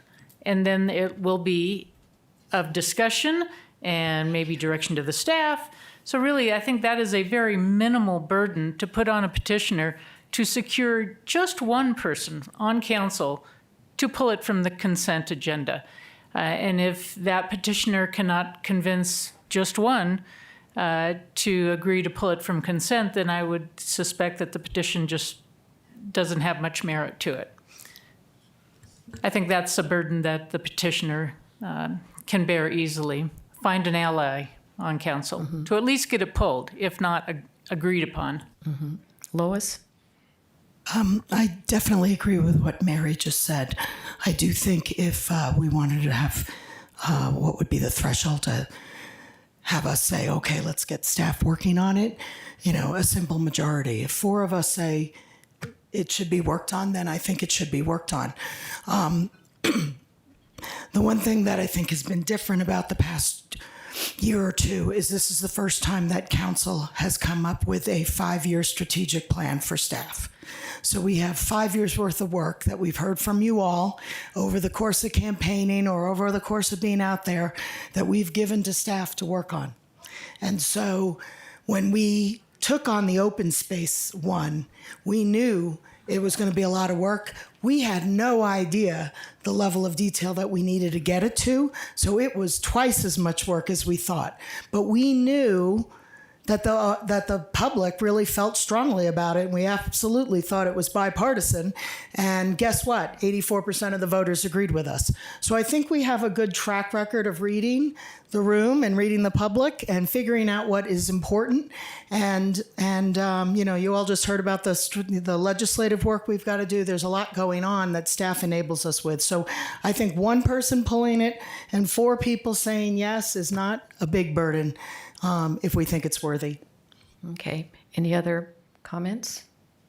So we have a choice. We can. Mayor, I'm sorry, you do still have public I'm comment sorry. if you'd We like got- to take it? Okay. The public, sorry. Our first card is from Truly Bracken.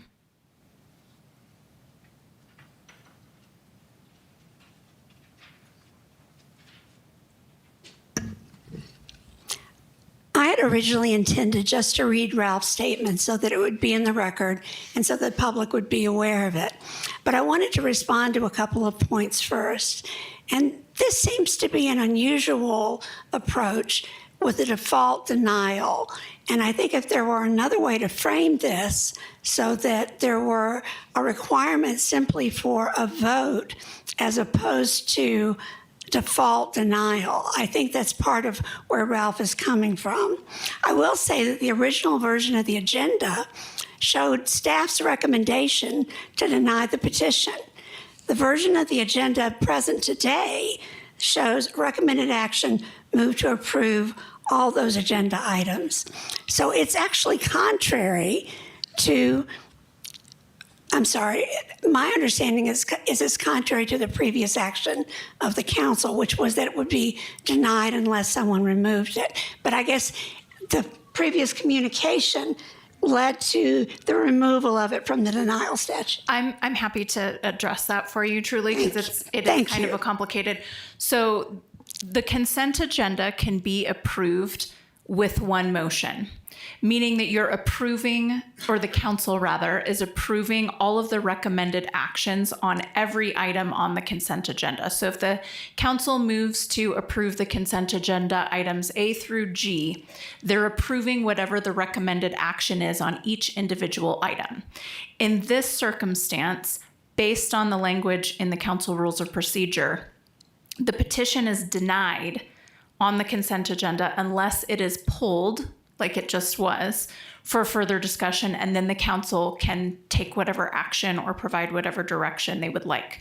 So the motion on the particular item on the consent is denial, but you approve that denial by approving the consent agenda.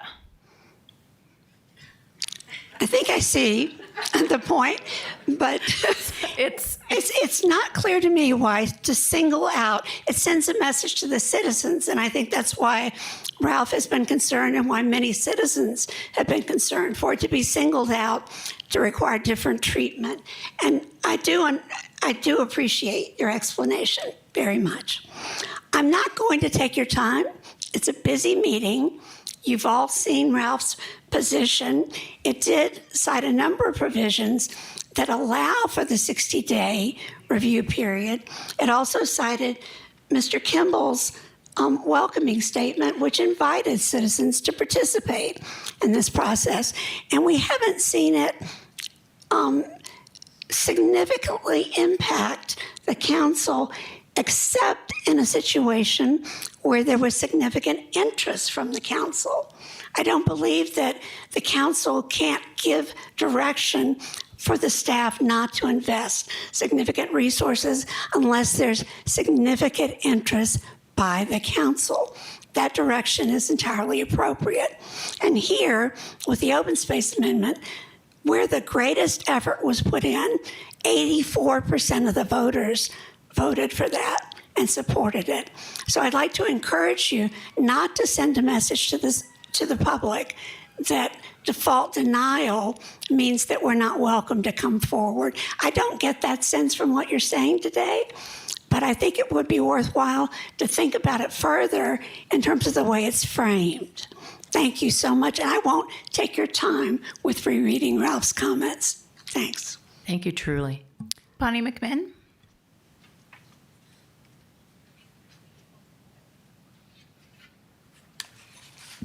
You knew you'd hear from me.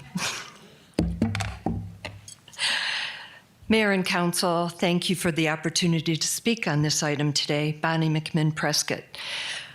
I was honored to serve on the Ad Hoc Mayoral Charter Review Committee beginning in 2022. Our group spent months reviewing the charter, and ultimately 13 amendments were referred by council to the ballot in 2023. 12 of those passed with overwhelming voter approval. One of those amendments, and this is critical, extended the time to allow council to act on a citizen petition from 30 days to 60 days. That request, as our city clerk mentioned, was requested by city staff to extend that amount of time because they indicated that they needed additional time so the petition process could be meaningful, thoughtful, and deliberate.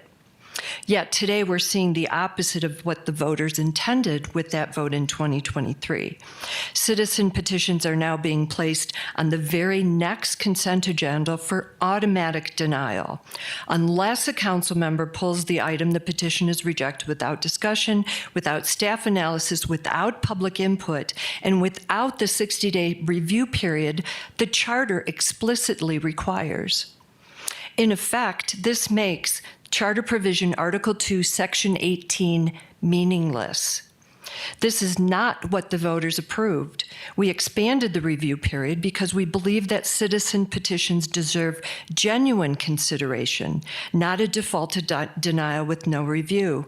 According to the city's own 2026 legislative platform, page 5, first item under responsible governance, preserve and protect the city's charter, powers, authorities, duties, and prerogatives to enact local legislation concerning local affairs. Council has a very simple, reasonable alternative. Direct the staff to review the petition within the 60 days voters authorized. This direction doesn't approve the petition, it simply honors the process, what we voted for. The process, as we've already talked about, Prop 484, which protected more than 2,700 acres of open space, passed with 84%, began as a citizen petition. Under the new approach, Prop 484 may not have reached the ballot. And keep in mind, Prop 484, we had the 60-day period. Council came back and gave staff direction after the 60 days to pursue it. And we've had multiple meetings with staff to do that. So the process worked. But the 60 days was somewhat, I don't know exactly what staff did in the first 60 days. I know after council said, you guys need to look at this, that's when the real work began in January of 2025. Citizen petitions are one of the few tools residents have to meaningfully participate in their government. When we weaken that tool, even unintentionally, we diminish public trust, and that process matters. I respectfully request that council restore the due process voters overwhelmingly supported. Allow the petition to go through the charter-defined review. Only after that review should a petition be accepted or denied. This is how the public and elected officials are meant to work together. Thank you. Thank you, Bonnie. That's all, Mayor.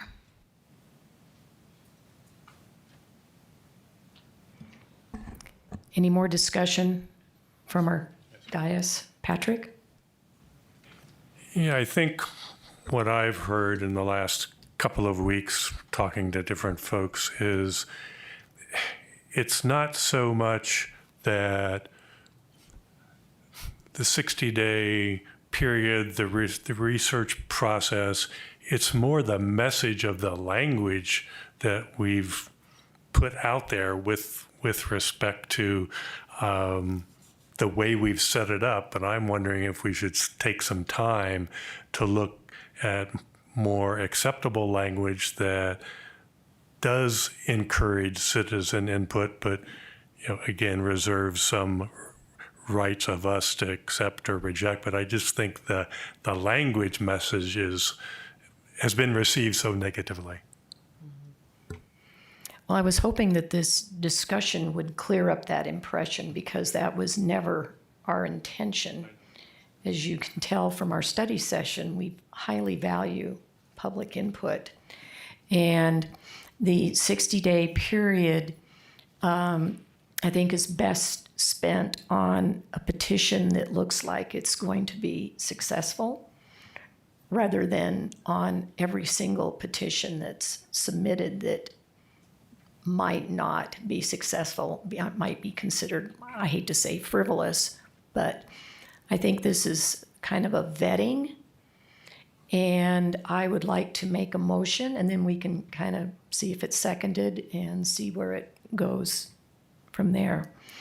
So I would like a motion, to make a motion. I move to deny item B. Do I hear a second?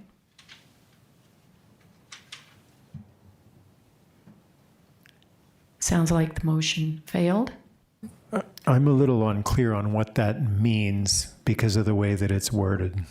So denying the petition would mean that you do not approve the petition submitted by Mr. Hess, which is to remove the language that is in the council rules of procedure related to the citizen petition process. Yeah.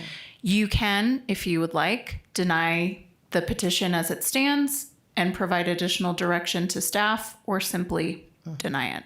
Yeah, so if you deny it, that means you keep things the same. So, do you want me to By restate denying it, we would retain the process that had been there. As it is, yes, correct. So I'll make the motion again, since we've clarified it. I move that we deny item B. Do I hear a second? Second. Second. The motion has been seconded. Please vote.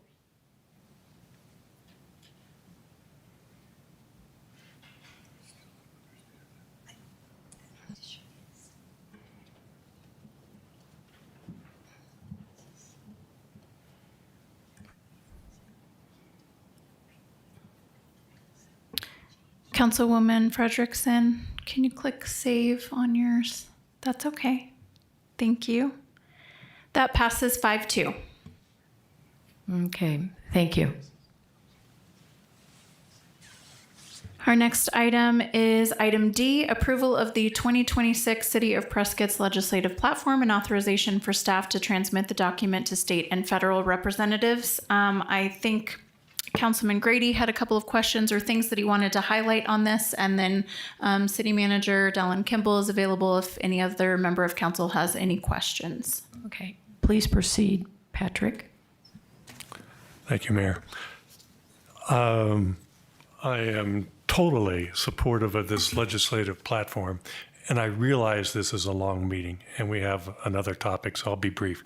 But a lot of effort was put into this, and I want to applaud the staff for that. Council members also had input into this, and I think it really represents well the priorities that we have established in 2025 for our community. You know, if you were to go through the pages, it talks about the economy, it talks about excuse me, it's just hard to get through each of these. Talks about infrastructure, which we've talked about today, talks about the natural environment, talks about safety, public safety in particular. So yeah, I really just wanted to applaud staff. And secondly, I felt that perhaps a 5-minute overview from the city manager, given that this is a public meeting, would be good as well. Thank you. Yeah, sure. I'm happy to provide a brief explanation of what our legislative platform is. Essentially, the legislative platform serves a couple of functions. First of all, it's a proactive statement. It's something that we can provide to our legislators who are also trying to represent us, right? It's something we can provide to them to say, hey, here's where Prescott is. This is what we believe. This is what we're fighting for. This is what we would like to do. And they can help use the legislative platform to find common ground and work together with us. Another kind of day-to-day example of how the legislative platform is used is sometimes a bill, or our opportunity to speak on a bill, to write a letter for a bill, maybe even to get funding, might be a very narrow window, and a window that is smaller than what we need to bring something to council and get council discussion and then direction. So this document provides direction not only to myself, but to State 48 as we are seeing these opportunities come up, that we can make sure that Prescott is heard and we can voice a yes or a no. We can write a letter of support or opposition. We can throw our hat in the ring with a project for some dollars. And we can show that, yes, this is something that Prescott wants because the council has approved this in the legislative platform. And then the organization of the document is importantly and intentionally directly aligned with the organization of our strategic plan. So those categories that you were reading about economy and infrastructure and natural environment, those are the same 5 focus areas that you see in the strategic plan, and basically in the same order, except we move responsible governance to the front because we'd like to remind the legislature how important that is. So, and then we have some summary on the front end of what's in the document. So it's a tool for us as we are working in the legislative space to make sure that what we're advocating for or against is the will of the council, but it allows us to act quickly and decisively to make sure that Prescott's interests are represented. And I would just like to add to that, in the past, we never did this. This is something new that has been a group effort between our lobbyists, our city manager, and the previous city council. I think wasn't last year the first time that we had a legislative platform? It was the first time we had a platform, A yes. formal platform. There was a brief statement of positions on a Word document in the past, but this is the first time we've had a full, well, last year was the first time we had a full platform. Patrick? Yes, thank you, Mayor. And so where will citizens find this document once we approve it this afternoon? Yeah, so it will always live in this meeting, in the agenda and in the minutes of this meeting. We do also post it on the website, on the city manager area of that website. And then maybe if you walk into a legislator's office, if we're lucky, they'll have a copy open on the table. Do you want to make a motion, Patrick? I do, thank you, Mayor. So I move for approval of the 2026 City of Prescott's legislative platform and authorization for staff to transmit the document to state and federal representatives known on the consent agenda item as D. Second. Please vote.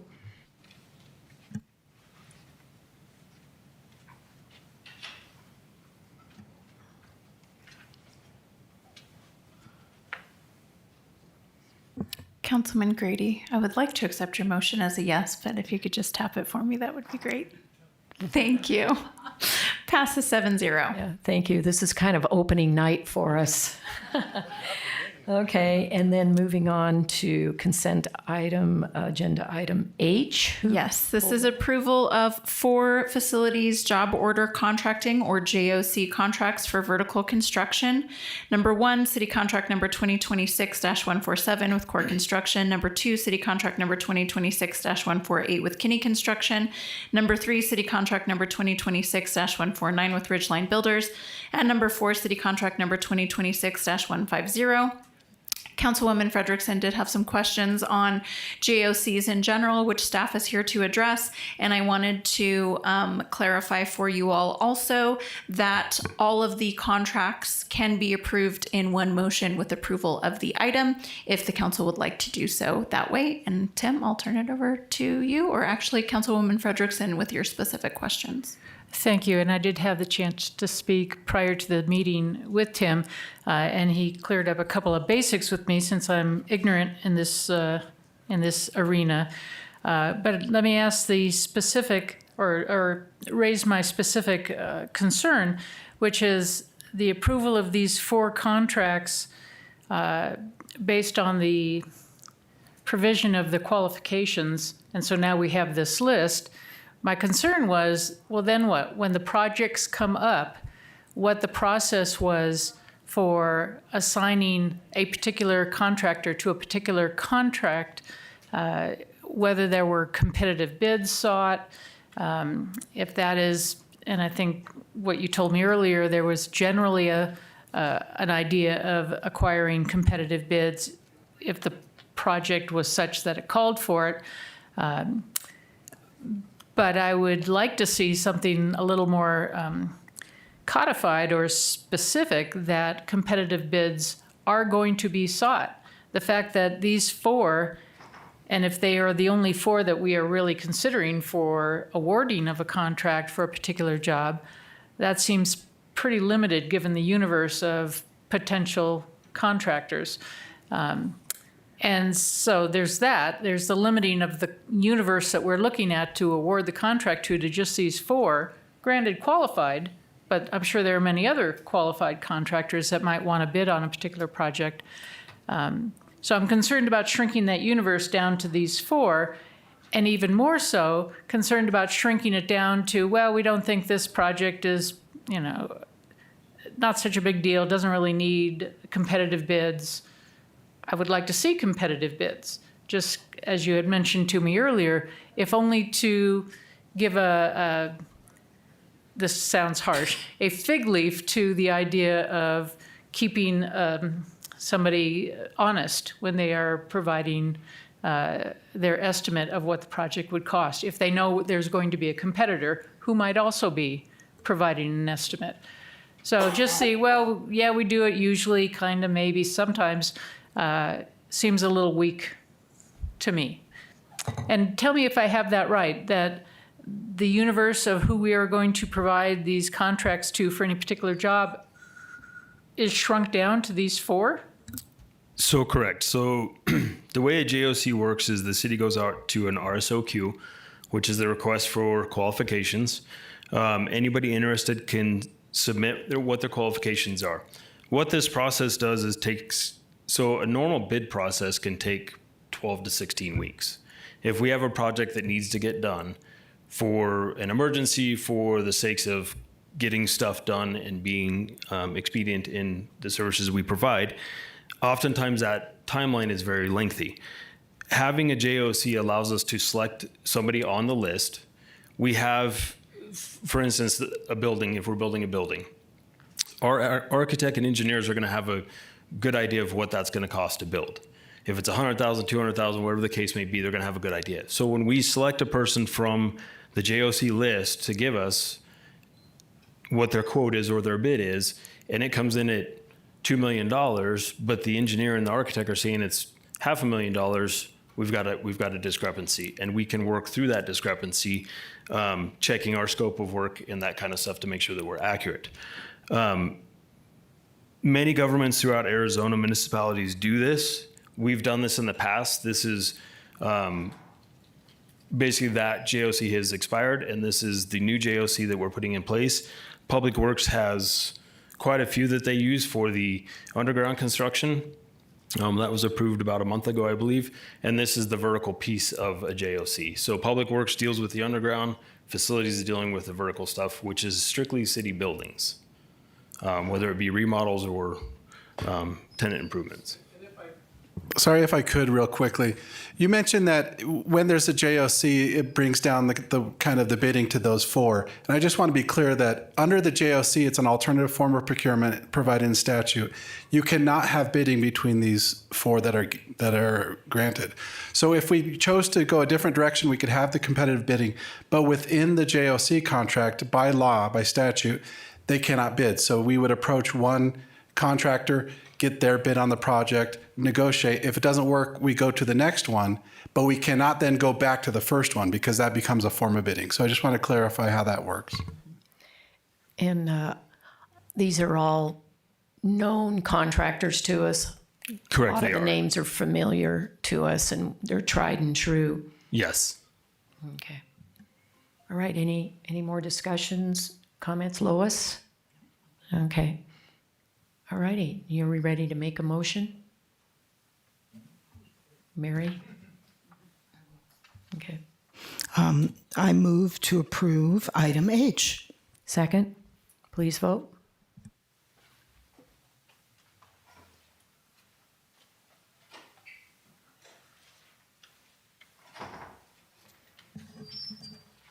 Passes 6-1. I'd like to make a comment. It's now 5 o'clock. And we've been here for 2 hours, and we're just wrapping up the consent agenda. So we might want to take that into consideration if there's any future plans to starting our meetings at 5 or 6 in the evening. We would probably be here till midnight, so just make that. So I think we'll do the liquor license, item 9 next, and then before we start the regular agenda, we'll take a 10-minute break. Thank you. Item 9A, public hearing and consideration for a new Series 12 restaurant liquor license application from Barry Barbie, applicant for Shirley's Urban Eats, location 623 Miller Valley Road. The application fee has been paid and the sign has been posted for the required 20 days. Staff has reviewed the application and determined that it is in compliance and no public comments have been received. Before the council on this item is 2 separate motions, just to provide clarity for you all since your first time voting on a liquor license application. The first item is to close the public hearing, which is a statutory requirement. And then the second item is to make a motion for a recommendation to the liquor board. So you can recommend to approve the liquor license application, deny the liquor license application, or make no recommendation. Ultimately, the liquor board is the body that issues the liquor license and not the Prescott City Council. So you're simply making a recommendation to them. So I move to close the public hearing. I would just wait, before we get there, I just wanted to see if Mr. Barry was here. Okay, would you like to speak? No, 2 hours is plenty. Okay, well, I just want to say I have been to Shirley's, and it definitely gets a thumbs up from me. And she wants some liquor. So I second his proposal. Okay, we got a motion and a second. Please vote.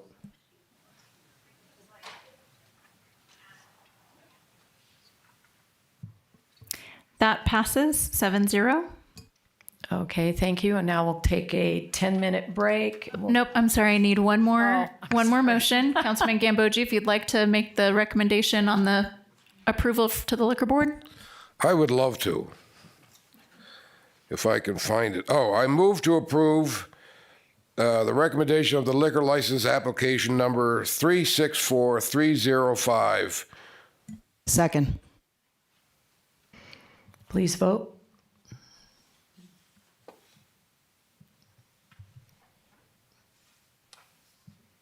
And that also passes 7-0. Now you can recess if you'd like. Congratulations. Okay, we'll be back in 10 minutes. 5:14.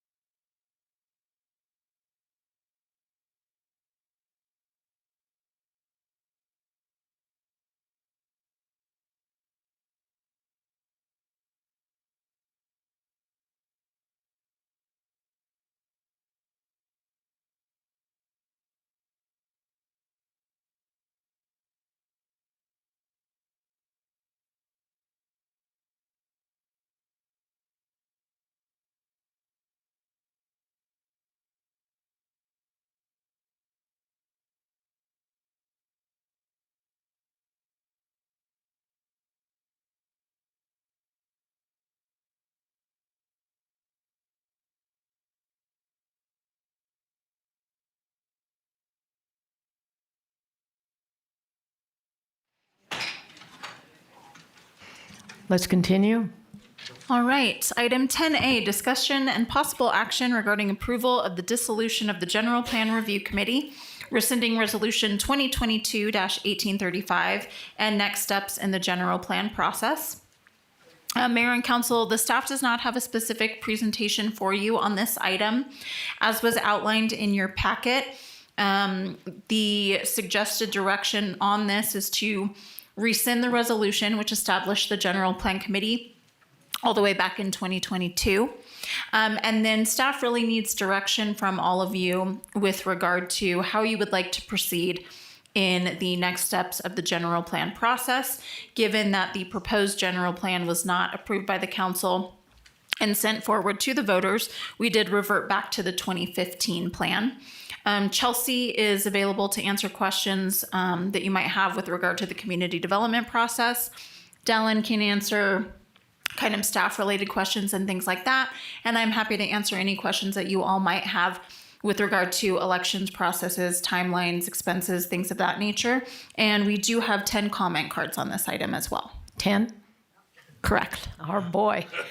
Well, here we are talking about the general plan. First of all, I want to thank all the public and the 11 members that were on the general plan committee for their efforts, and the city staff. It was a long process. We have to do this every 10 years.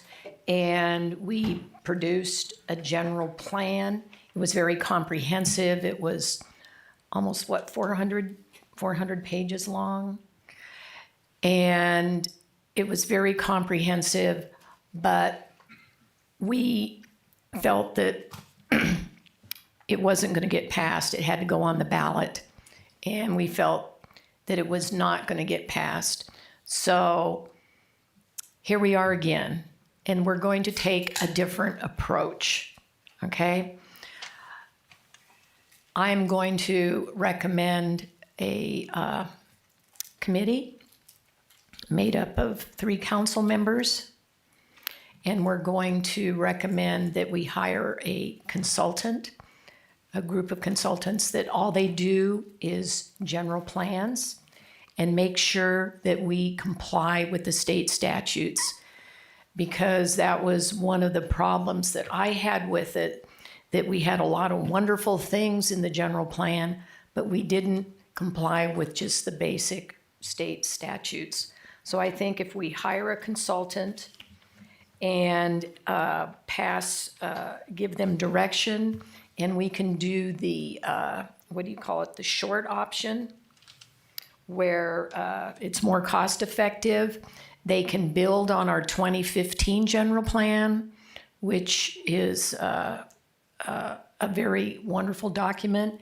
And then with public input and working with the council members on the general plan committee, we can come up with a document. It's a moonshot.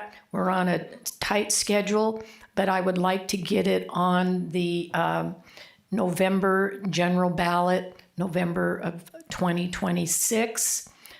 Sarah can probably fill us in on the timeline that we're under, if we're going to be able to do that. So I can speak to the deadlines with regard to the election. I would like Chelsea to address the specific requirements on a general plan process. There's a public comment period, the time to go out to bid, to get a consultant in, all of those types of things. From a strictly elections perspective, the council would need to adopt ballot language no later than the second meeting in June of 2026 for the general election ballot. So that date, hold on, bear with me just 1 second. I'm trying to get to my calendar. That would be the Tuesday, June 23rd council meeting, in order for me to meet my deadlines with the county for the ballot language. But again, that is a completely separate kind of timeline that you all would be looking at versus the general plan specifically, which I'll let Chelsea address. Sure. Thank you. Good evening. Mayor Pro Tem, council members, Chelsea Walton, Community Development Director. So yes, if we're talking about procuring a new consultant to provide an update to the general plan based off of 2015, our procurement process, Tim mentioned earlier in the meeting, 12 to 16 weeks. So we're looking at approximately, 100 days on the outside to go through the entire RFP process. Once a consultant is selected, we contract with them, which is another little bit of time. It will go to council for contract approval. And then at that point, we can begin the kickoff, which, as we've seen with RFPs that we've done, typically they need about 30 days to ramp up after they know they've been awarded the contract. So let me ask you this, Chelsea. Do you just do consultants that are familiar with just Arizona statutes, or is it kind of a nationwide thing? It's a nationwide thing. Typically, we see consultants that are in state apply. There are plenty of them to choose from, and a lot of them do apply for our projects. So they typically, if they are national, they have local offices, maybe not here in Prescott, but down in the valley. So many of them are already familiar with our laws, with our processes, et cetera, and with the area, quite frankly.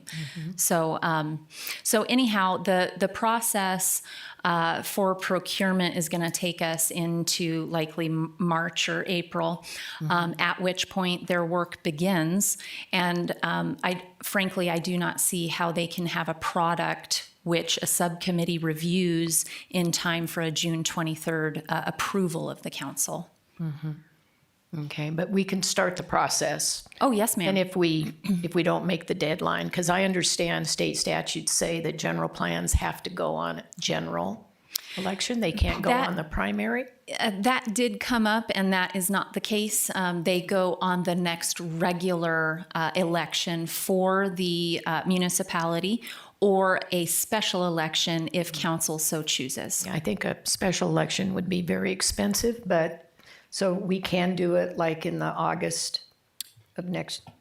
I mean, I think August of next year would be too soon, but yes, we could do it on any of the special election dates as well. So it doesn't have to be next municipal election, but that's what. If we didn't make November of 2026, then we could do August of 2027. That's correct. Okay, thank you. And so it'll be a city council election too. So we have lots of things for the voters to do. Right. Yes, so Sarah also mentioned that there are statutory requirements relative to timeline. It does require a 60-day public comment period, so I would imagine the process would look like the consultant preparing a draft that would be pre-reviewed by the council subcommittee, and then once you were comfortable with that draft being in a final form, then the 60-day comment period would start. Statutorily, there are 2 meetings required of planning and zoning. The statute is so specific as to say they can't be held in the same place. So that's why last year, or this past January, we had to go out to the Centennial Center. So that process, again, 2 meetings of P&Z, beginning with the 60-day comment, 2 meetings of P&Z, and then to council. Well, it's going to be a lot of work, but I have a feeling we're going to be successful. And we're going to come up with a general plan that's not only a land planning document, but it's going to be very forward-looking, and it'll reflect the values of our community and what's important to our community. So thank you very much. Do I have any comments from the dais? Lois? Oh, because you're up here. Must have been left over from... I think you're... Mayor, if you just hit your blue button, it's going to take you to the item that we're currently on, and Councilman Gambogi is actually the first commenter there. Okay, Mr. Gambogi. Oh, there it is. I got it. For those of you who love college football, you'll remember Lee Corso. And Lee Corso's famous saying was, "Not so fast." You see, when I see this proposal, I say, like Lee Corso, not so fast. I think it's important to review the general plan and the work that our people put into it. First of all, the general plan is required every 10 years. It used to be primarily a land use plan, but there's other elements in there. I think I remember Patrick Grady and Greg Murray coming to the general plan and talked about the environment, climate change. This is a product of 11 people, a lot of work out of Tammy DeWitt and Chelsea, and the input of way over 200 people. At the open house, we set a all-time record for turnout. In March 5th, we had a proposal for the general plan that came before the council. It was defeated by 1 vote, and 2 of the council members that voted against it are no longer on the council. Now, if you've been reading the Courier lately, you've learned that this sitting mayor has declared war on boards, commissions, and city staff. And this is her Fort Sumter. If you really want to keep Prescott, then retain the General Plan Committee, and I would propose a vote on the March 5th edition of the General Plan and not spend city money on a consultant and put the value in the subject matter experts among the residents, not 3 council members. Thank you, Mr. Gambogi. Any other comments? Jay? I think a lot of work went into the general plan. And we do have experts in our community, people who dedicated their time to this process. I know someone who started it at age 19 and stayed on it for the period of time. And when I was talking to them the other day, they were like, I want to know that my work was valued. I want to know that the community actually cares about the input from its citizens. So when I hear what Ted just proposed, I think it's pretty important that we go, we took time to do this. When this country was founded, we didn't send it off to consultants. People took time to work through the details. And so I think it is important to relook at the value of the general plan constructed by our citizens. Patrick? Yes, thank you, Mayor. So I was definitely very engaged with the General Plan Review Committee, largely as a public speaker, but I was also involved in seeing what we could get through the preceding city council. And as Ted pointed out, we didn't approve what came from the General Plan Review Committee, and we didn't approve what we used to call the skinny version.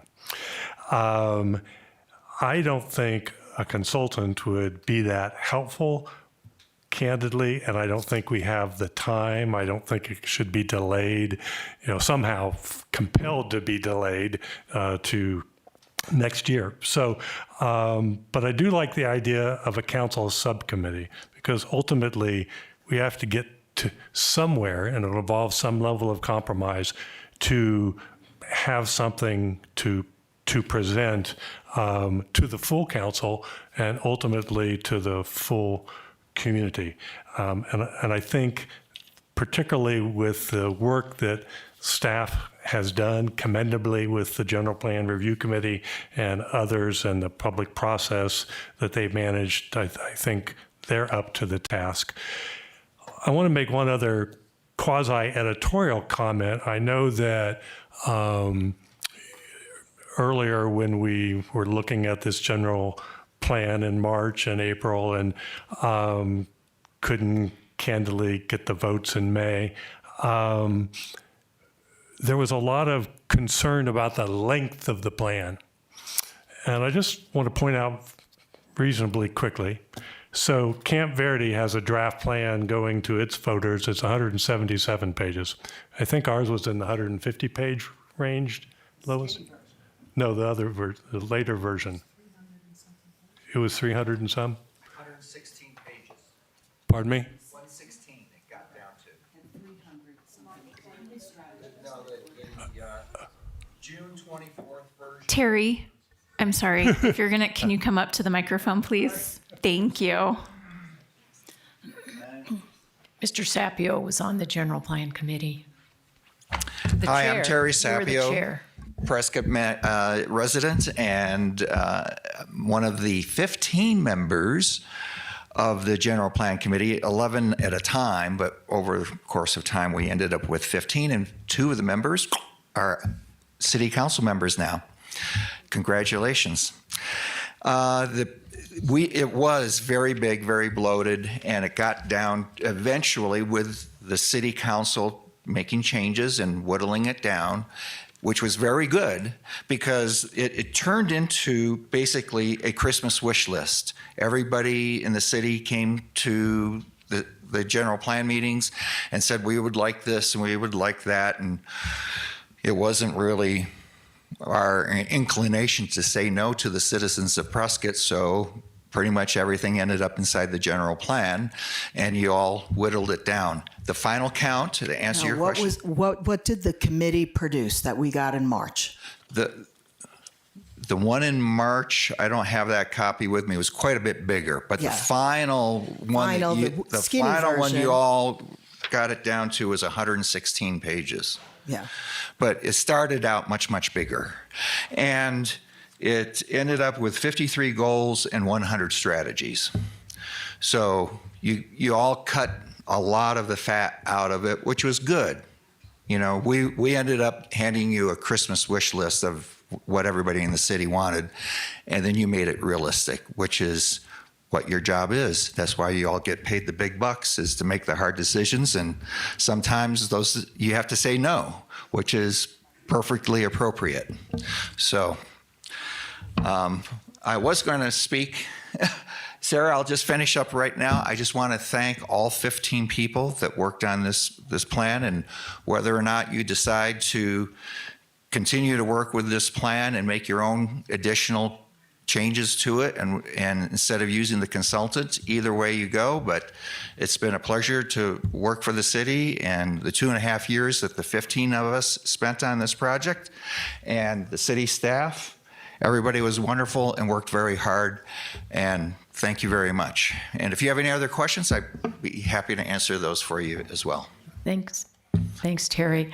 Let me clarify my strategy of recommending hiring of the consultants to be a catalyst, okay, for this process to move it forward in a more objective way and build upon our 2023 general plan. You know, build on that, use that as a foundation, and also our 2015 general plan.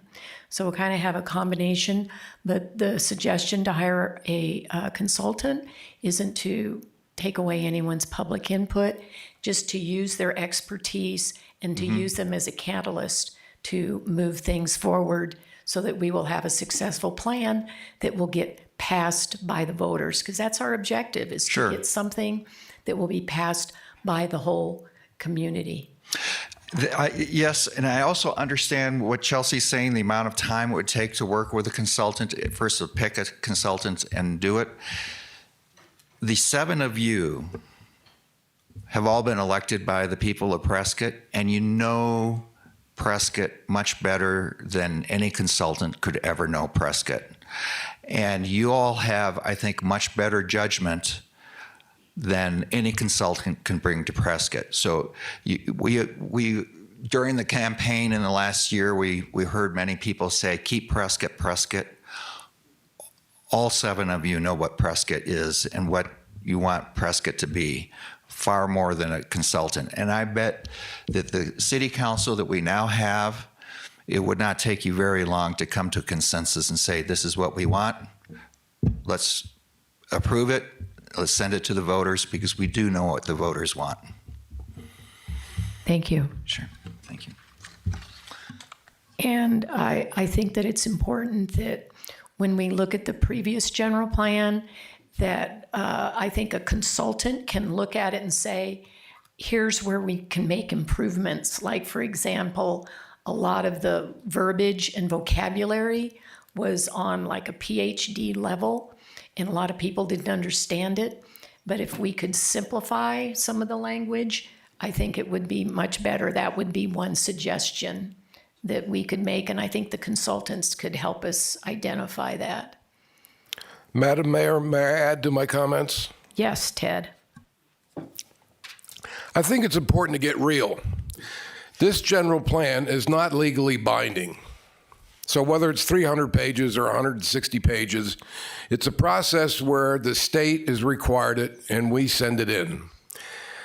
When we originally worked on the last general plan, 2025, which was, by the way, I mentioned it was hundreds of people. It was 3 years worth of work that Terry and others put into this. I was talking to our former mayor, Phil Good, and we couldn't recollect any initiative that came out of the 2015 general plan, let alone coming out of the 2025 general plan. What it usually serves is for developers to say, okay, they're looking for affordable housing. I'll come up with an idea on affordable housing. I think we're putting too much emphasis in this. And the reason the voters didn't approve it because we never sent it to them. In 2015, we didn't have this angst. We didn't have partisan groups trying to claim that the general plan is something that it's not. And they put it in front of the voters, and I think that it was approved in the 80%. So if we had sent this to the voters, it would have been approved by 80-some%. But the problem was here in the council, and we listened to one partisan group complain about the general plan. I say approve the March 5th plan, send it to the voters, and be done with it, and don't spend money on a consultant, and don't reject the work of the boards and commissions and substitute 3 council members to do that. I would like to clarify, during that vote in March, I believe we had 2 council members that were absent, and that's one reason why it wasn't passed. Well, we can pass it now. Mr. Ruby. I got to get used to pressing this button. I think it might be a reiteration, but so much work has gone into the general plan. It is, and as Ted just said, it is non-binding. It is a guiding document.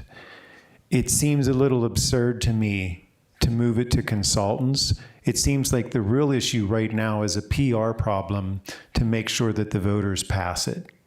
And I think that we can get the voters to pass it if we get behind it. I would just like to clarify, there are parts of it that are binding. The land use part is legally binding. That's why we have to pass it with a super majority vote. And the 2023 general plan, the maps were very poor. And one map actually expanded our water service area and our land use planning area by 12 square miles, and nobody noticed it except me. And I brought it to everyone's attention. So I really had a problem with that because nobody really realized that. And it would have been very pro-growth. It included everything up past Outer Loop Road, all the way to the base of Granite Mountain. And so that's just one example where I think we need a consultant to help us get through this document.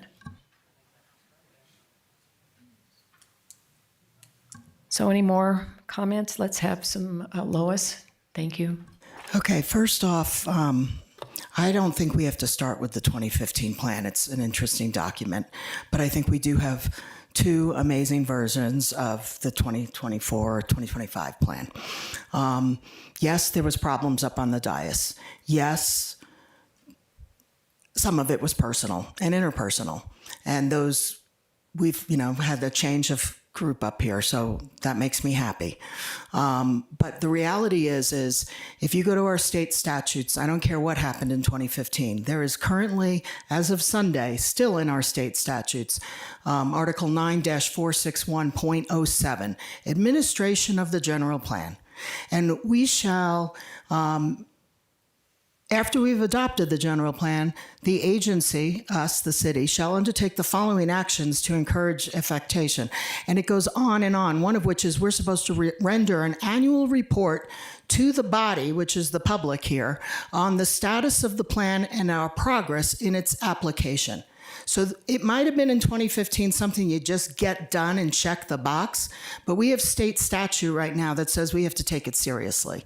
So I plan on, if we're going to invest another 3 months, 6 months, 12 months, or 18 years, doing it in a way that we take it seriously and plan on getting it done. That was always my concern with the March plan. It was a Christmas wish list. And when we already had a 10-year strategic plan, I wasn't going to get behind 365 more things to do in the next 10 years. So I look at other communities. You mentioned Camp Verde, or Patrick did. You look at Dewey, Humboldt, they have a nice little, to the point, about land use and a few other things. Granted, their population is a lot smaller. It's 40 pages. You can read it in an hour and understand what has to get done. And that was like just doing the pre-work for the meetings, trying to read every new version of the general plan. It would take me 3 days to get through reading it, let alone to understand what I had to say to come into the meetings. So I think you have 3 days worth of reading. There's no way you're going to do an annual report on how we're doing it, implementing 300 and something. So I don't think whether it's a 3-person body or whatever with a consultant getting going, we have 2 versions, and the original passed by the voters in 2015. We have hundreds of hours of public comment.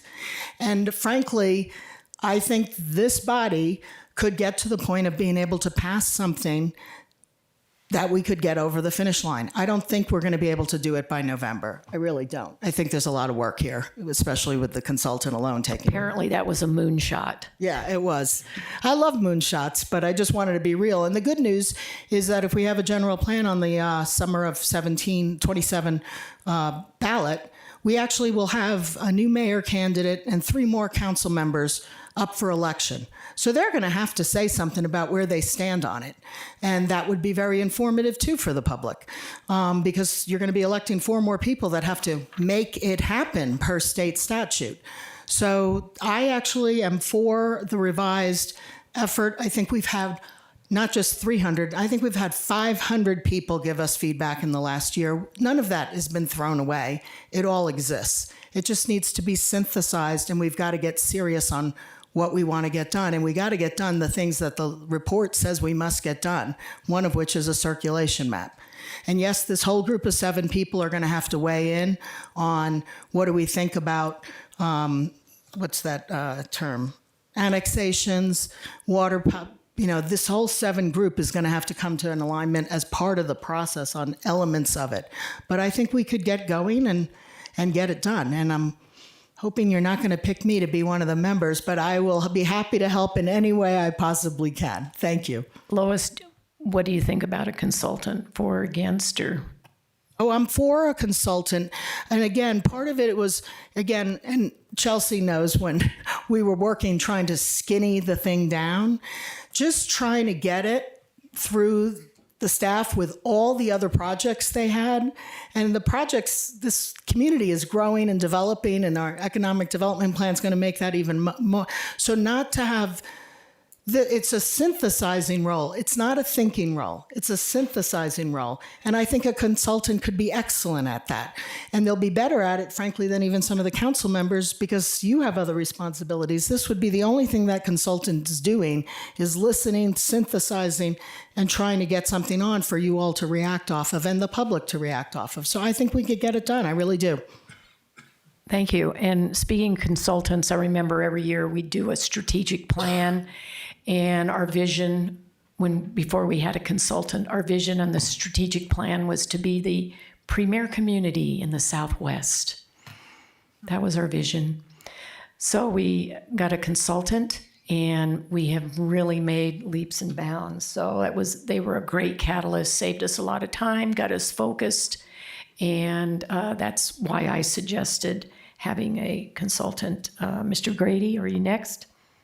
I am. Thank you, Mayor. So I had the floor a few moments ago, and I didn't have an opportunity to kind of finish some of the research that I've done. So someone mentioned Camp Verde. They have a 177-page draft plan that I think goes to the voters this year. I looked into Sierra Vista because Sierra Vista actually had a plan that failed a year or so ago. And the biggest concern that came back from the voters was they just didn't understand some of the components. It was only 150 pages. So I don't think the page count's what's important here. It's about how it's described. And the one major piece that they're doing this time around, I don't believe they hired a consultant, but I see the wisdom in that. But they are doing an executive summary. So their skinny version, if you will, is like a 14-page executive summary for those that want a quicker read to look at the high points, the high priorities, that kind of thing. So I think there's a way to get there. And I'm going to go back to my earlier point. I do support a council subcommittee. We came very close a year ago, and I think we can make a path forward with that subcommittee and then input from the public, et cetera. Yeah. I'd like to make a caveat. If we hire the consultant, then I think the 3-person council subcommittee would work. But if we don't hire a consultant, then I think we're going to have to go back to the 15-member public committee.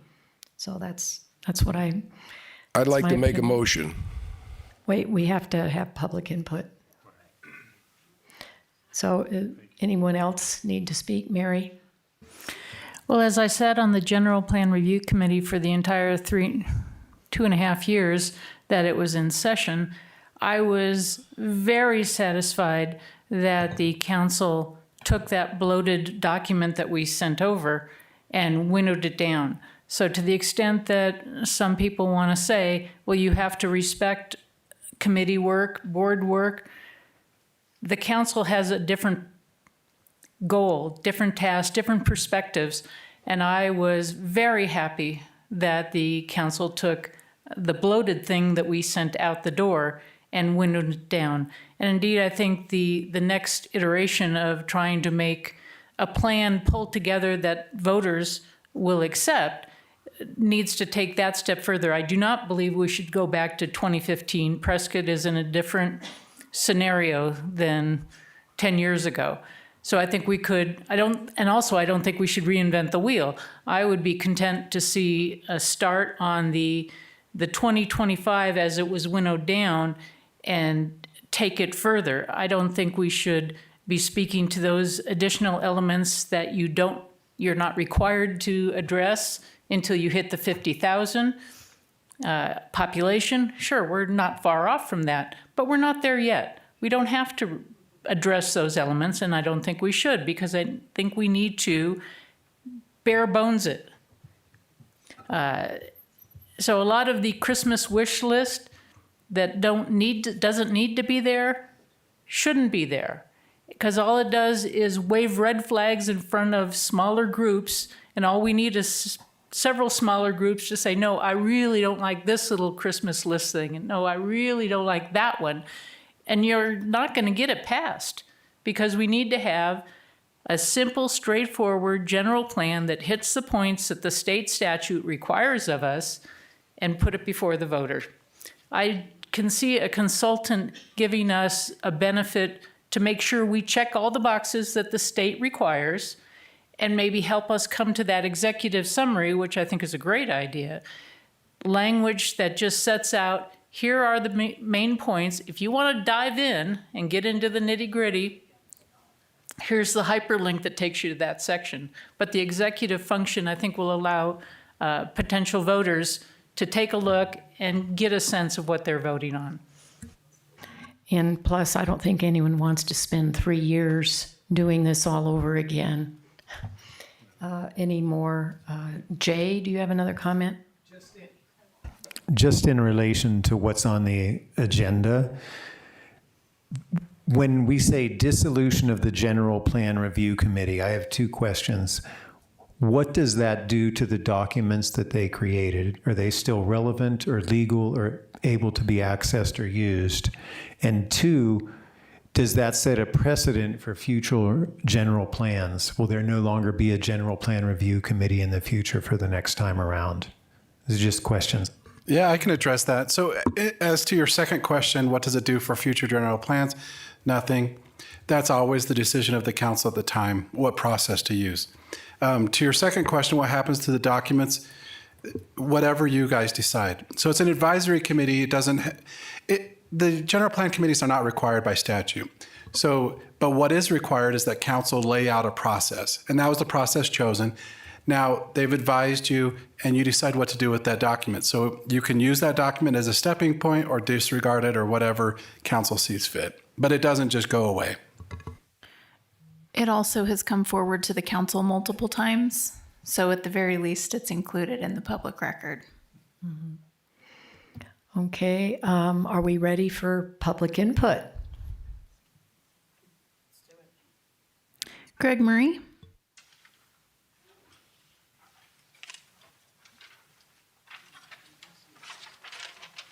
Hi, my name is Greg Murray. I'm a citizen of Prescott. As always, thanks for providing this opportunity for public input. At the outset, let me say that I thought that the March 25th version of the general plan was a really good one. It was the result of diligent efforts of city staff, the review committee, city council, and a whole bunch of community members over more than 2 years, as has been said here. And I advocate for resurrecting it now and sending it to the voters for approval. As a number of people pointed out at the time, general plans in the state of Arizona are not merely land use documents, and none of the sections included at that time were inappropriate for a city of our size. Moreover, the 25th of March version of the plan was not excessively long. General plans for cities of our size and even smaller ones are often 130 to 200 pages long. The current one for Prescott Valley comes in at 225 pages, for example. And that's not the typewritten pages. That's the number of pages in the actual document with the pictures and the smaller font size and stuff like that. Most importantly, general plans should be detailed precisely because they are aspirational. A worthy general plan provides a vision for the future so that when new proposals are made over the next 10 years, we'll know what the questions are that we need to ask, because we'll already have agreed upon what we want the future to look like. Let me just give one example of where some more detail would have been beneficial in the past. Prescott's general plans going back decades now identified maintaining open space for wildlife habitat and recreation as a priority. And yet I've found more than 40 articles in the Prescott Courier in just the last 25 years that document again and again land use decisions that were repeatedly made that fragmented the pronghorn herds in our region and drove some of them, like the Willow Lake herd, into complete extinction. The consequences of every bad decision were anticipated beforehand in these articles, as demonstrated by the articles that interviewed citizens and experts and members of city government. And then it happened again and again and again. But the critical decisions had already been made. And then the next time it came up, the same thing happened again. And it's happening again right now. So had the general plans of the time explicitly identified the threats to fragmented populations and what the policies would have needed to be to protect them, as those articles in the Courier document, and I can provide those to anybody who wants to see them. Development decisions that could have been guided in ways that promoted the vision that everybody here wanted and still wants, maintaining the natural heritage that brought many of us here in the first place and that we still value very highly. So please, let's move with confidence into the future. Let's have a general plan that contains enough detail to be referred to frequently, to remind us of a future that we've already agreed upon, instead of something that's just going to collect dust on the shelf and maybe be expedient in terms of getting it past the voters, but be of no further use. Thank you. Thank you. Robert Shagog.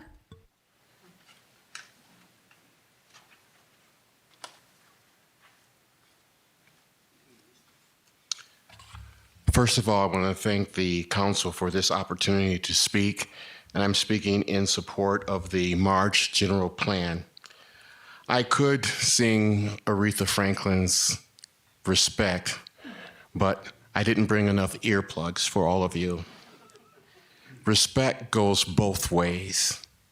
I respect that you, as elected officials, can get this across the line. Respect goes to those people who put in 2.5 years, hundreds of hours to present this to you. And by supporting this general plan, you also send a message to citizens who might want to be on one of these ad hoc committees that their time and their input is valuable. So as I respect you, I would like you to respect them and push this across the line. Thank you. Rosemary Dixon. Charlene Hoffman, or Huffman, I'm sorry, I'm not sure which one. Hoffman will work. Thank you. Oh, he was taller than I am. Good evening now, Mayor Rusing and all the council members and staff. I'm going to cut my comments in half in the interest of time, I'd like to say I'm going to be talking to values as opposed to procedures. So my husband Mike and I moved to Prescott about 7 years ago. Our first Christmas here, we were really surprised and pleased that Christmas scripture was read on the steps of the courthouse. And we were equally happy that there was a menorah lighting for the Jewish community at the courthouse as well. The Baha'i believers hold a civil dialogue gathering called Meaningful Conversations at the public library on a regular basis. It's a joy for me to be able to participate in the MLK Jr. Parade and celebration each January. From the Indigenous Museum and the Yavapai Prescott Indian Tribe, we can all benefit from the history and wisdom of the indigenous on whose ancestral land we now live. I can engage in a meditation hike on our public lands led by an ordained Buddhist minister and teacher. So clearly we are a diverse and inclusive community, all the richer for these many opportunities. For these reasons, I support the approval of the General Plan Committee's March 25th version. It includes non-discrimination language, as well as the climate and sustainability section, all of which has traditionally been part of the general plan. The committee spent over 2 years working on this version. I happily participated in their public workshops to learn about their process and what each section of the plan means. And I was able to ask questions and provide my personal comments during this open public comment period. The community supported their efforts and this version of the plan. We, the people, have spoken. I urge you to proceed to approve the March 25th version of the general plan. Thank you. Cynthia Wagner.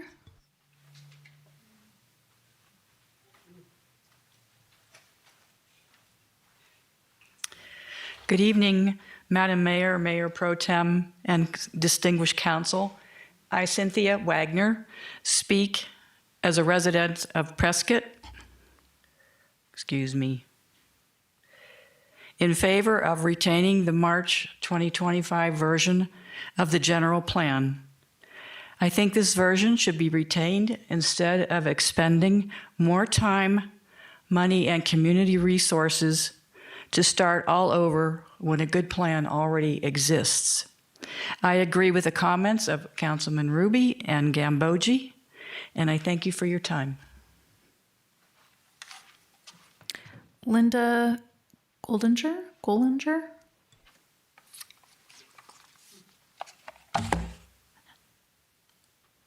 I don't see this as as simple of an issue as some of you have expressed, but I think you've made several very specific recommendations that are great recommendations. Adding an executive summary, maybe simplifying language. You know, there are a lot of very readily accessible tools to help with that. Ensuring that the state statutes are followed. I mean, Mayor, your observation about the maps, that's kind of what we count on the council for, is to make sure the statutes are followed.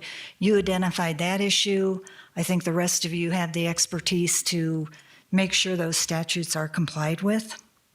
I just think we need to move this forward. If you decide to present one of the versions of the current plan, great. If you decide a consultant is necessary, gosh, I hate to spend that money with as much work and effort as already gone into this. But I'm also not aware of the staff constraints and that kind of thing, you know, the availability of people to help move this forward. Either way, I don't think we should use the 2015 plan as a basis. I agree that we're beyond that. And under no circumstances should we ignore or not use the two versions of the 2025 plan. So much work and effort went into that. There's great information. That should be the basis of whatever way you move this forward. Thank you. Thank you. Jim Helbling?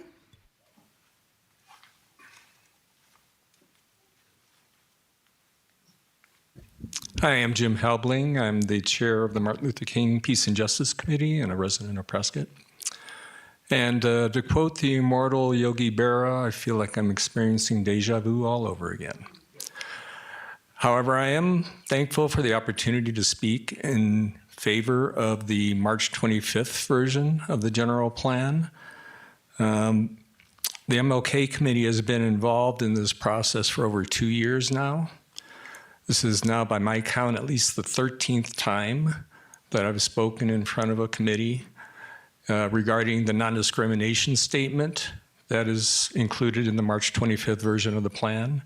Our committee showed that we are willing to compromise on the wording, and on March 25th, the council voted 6-1 in favor of the wording. Thanks to the efforts of Lois Fruworth working with our committee, making some suggestions. We incorporated those changes, and then 6-1 vote. We thought we were in, only to see that the plan never was sent to the public for vote. So I really feel strongly that the efforts that were put forward, not so much by our committee, we were kind of a peripheral part of the whole process, but by the General Plan Committee. 2.5 years, a lot of work done by individuals that were giving up their own time. And I feel that that effort needs to be honored. And the most efficient way to do that, I think, is to send the March 25th version of the plan directly to the voters in November and let the people decide. Thank you. Christy Towner?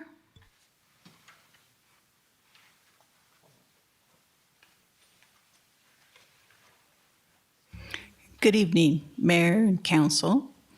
My name's Christy Towner. I've lived in Prescott now almost 10 years. I'm still a newcomer. I was happy to move here and feel accepted, even though I wasn't born here.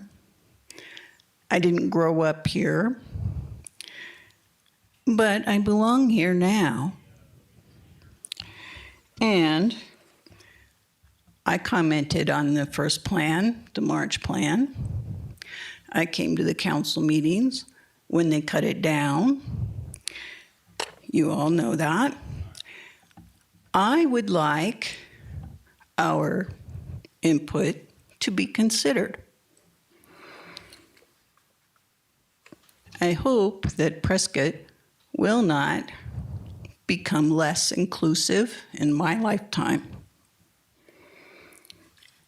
One last thing. Our city could use a little more transit for our older members. Our people who have old dying cars who can't afford their rent would like to be able to make it to the Rosser Center, but they can't because the Yavapai Connect bus doesn't go there. So I would like our city plan to include those transportation options that were included in the March plan. Thank you for your consideration. Maria Lynham.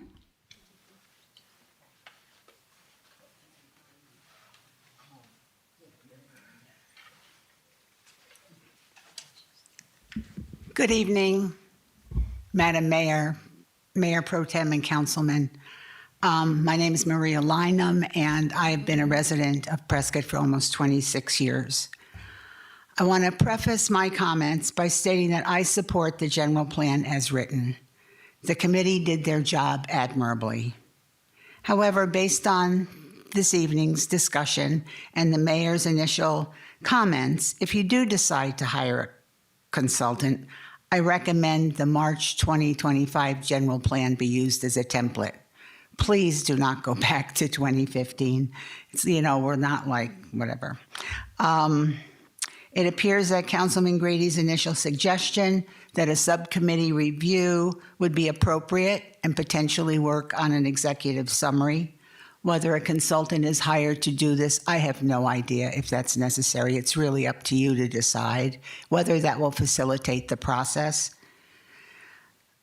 All I can say is please expedite the process so it goes to the public for their vote on November 2026. Let's get this finished and move on. Because as you've said this entire night, you have so much to do in the next 10 years. Let's just do it. So thank you. Marion Pack.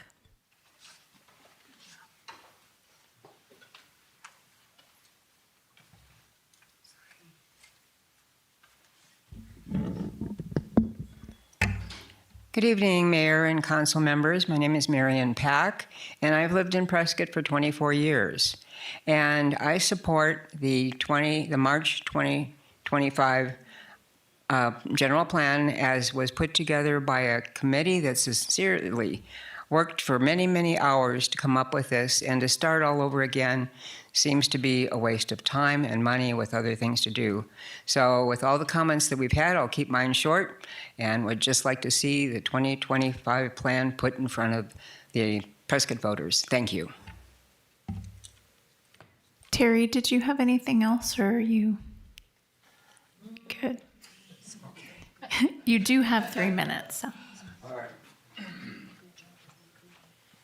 Okay, I thought I was done, but listening to everybody from the public, I kind of agree with them. I think that if you started with the March 2025 plan and you have your 3-member group that works on that, tweaks it. I mean, there's always things that need to be adjusted here and there. I would highly recommend you put Mary on that committee because she worked on this for 2.5 years and she knows it inside and out. And I think that the 7 of you can get this figured out in a short amount of time and send something to the public that is going to be passed and appreciated by all the citizens of Prescott. Thank you. Thanks, Terry. That's all, Mayor. Okay, well, thank you. We've heard from our elected officials. We've heard from our audience, our engaged citizens. So moving forward, the first thing I would like to do is find out if anyone supports the hiring of a consultant. I'd like to make a motion, Madam Mayor, and then with the vote, we'll know the answer to your question. Thank you, Ted. Go ahead. I'm going to make a motion, but I think it's important for all of us to understand this is more than just a vote on the general plan. This is a watershed event. Are you, as a city, are we going to respect boards and commissions and city staff, or are we going to farm this out and spend more money? So with that in mind, I move that we accept the March 25th version of the general plan. Second.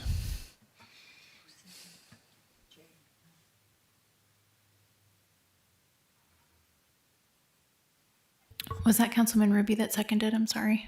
Thank you. Yes. And if I might state, I just need to make it clear, this isn't notice for that vote. You can have that vote because it's within but it won't actually be the approval of the general plan. It would be to notice the general plan and bring it forward back to you. It just hasn't been noticed properly for that. Lois? Okay, so I voted yes for the skinny version, and then I voted yes for the amended full version. And the only amended issue we had that I voted yes on and other people didn't was the concern about... Madam Mayor, point of order. We have a motion and a second on the floor. Isn't there time for the motion to discuss it? We're discussing it. Thank you. Continue. My only concern is that as written, we would fall out of grace with getting the millions of dollars we need from the federal government to maintain a operational and survivable airport. And that was, the use of the word gender versus sex. And so we made the motion to change that word, and then we tried again, and yet it didn't pass. So that would be my only concern with putting the March version out to the voters. If I want to believe that everyone here is going to get everyone to vote yes on it, I just don't want to vote yes for something that's going to cost us the future of our airport for one word. So that's my only concern. Thank you. And my concerns are that the 2023 March version didn't tick all the boxes for the state statutes. For example, there was no circulation map. And it was also very pro-growth in that it included an expansion of 12 square miles of our water service area in our planning, land planning area.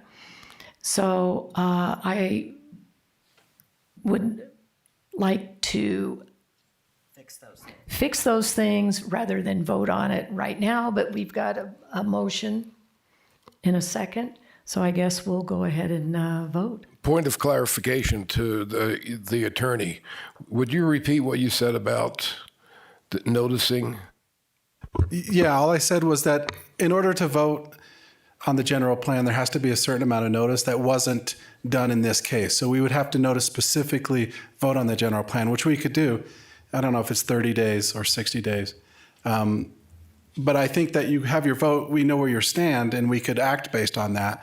But this wouldn't be the last vote on the topic. Could I? Okay, so that motion, my motion stands then. So, okay. Or Joe, it could be that because you're talking about the noticing, the motion would be to bring forward the March version of the plan at the January 13th voting meeting to be voted on by the council. If you're comfortable with that, Councilman Gambogi, because then I think that meets the noticing requirements, unless Chelsea or Joe have any concerns. Works for me. Just a quick comment. The notice of time and place of hearing shall be given at least 15 and not more than 30 calendar days before the hearing, if that works in the dates. Run that back again. At least 15 calendar days and not more than 30 calendar days. So the January meeting would work. Are you comfortable with that motion, Councilman Gambogi? I sure am. Councilman Ruby, are you comfortable still being the second on that motion? Yes. Then Mayor, if there's not further Lois? discussion, there can be further discussion or you can vote on it. Yeah, Lois, did you have some more comments? Just want to understand. So we're sending the March version that doesn't meet all the statute criteria and also risks all of our federal funding for the airport. Is that the version we're voting on today? I just want to make sure I'm understanding. That's your interpretation about federal funding. Yes. That's not held by the rest of the council. Okay, that's fine. I just want to understand. Thank you. I'm sorry, just for clarification, I'm sure my technique is wrong here, but we're not voting on the general plan. We're voting to bring the plan back at the January meeting. As it is now. Right. Okay. No, not as it is now, as it was in March 2025. Yes, to be voted up or down Correct. in January. Patrick? So does that preclude any amendments to the plan? Legally, does that preclude amendments to the plan prior to that date? Yes and no. That's not the vote. So we would bring forward, as staff, we'd be directed by your vote to bring forward the March 25th plan. You could amend it and you could vote to amend it when we get to that date, but we will, if this vote passes, we'll bring forward that plan. I would like to amend my motion to include amendments on the map. Were there any other concerns? The land use Airport. map. What's that? Airport, increasing the water service area boundary. Okay, Increasing the increase the land service area boundary of the airport and the land use map. We can work on that between now and the next council meeting. Okay, we're getting really murky. And I recognize it's 6:15, so everyone already is murky. But I think if we're getting into a bunch of amendments, like there were, Chelsea, correct me if I'm wrong, 3 different versions of the general plan that the council specifically reviewed. There was the March version, which was the larger version. Tori is still working on exactly how many pages that was. Then there were revisions to that. That came forward, and the council wanted some additional revisions. And then there was a third sort of final version that the council then did not approve. There were a number of changes in between each of those versions. And I'm only talking That about came March 25th. Forward. But there was not a map change, unless I'm not recalling correctly. I want to make sure that your staff has what they need in order to bring something forward and that the motion is clear. Okay. My understanding of what Mayor Rusing is speaking to relative to the map is the future land use designation boundaries, the actual planning boundaries that extend basically to national forest boundaries on the west side and near Prescott Valley on the east side, pushing up towards Chino on the north and then south towards Talking Rock. I went up the Williamson Valley corridor. Right. So and they have no desire to be included. Correct. So the map she's referring to is the land use designation map, which did go through additional revisions after the March 25th. So I would definitely at the next meeting, should this motion pass, I understand there's a motion on the floor, would need very specific direction at the meeting where this would come forward as to the boundaries that council wishes to see in that. But we could bring back the version of the map that was presented at the March 25th meeting for discussion.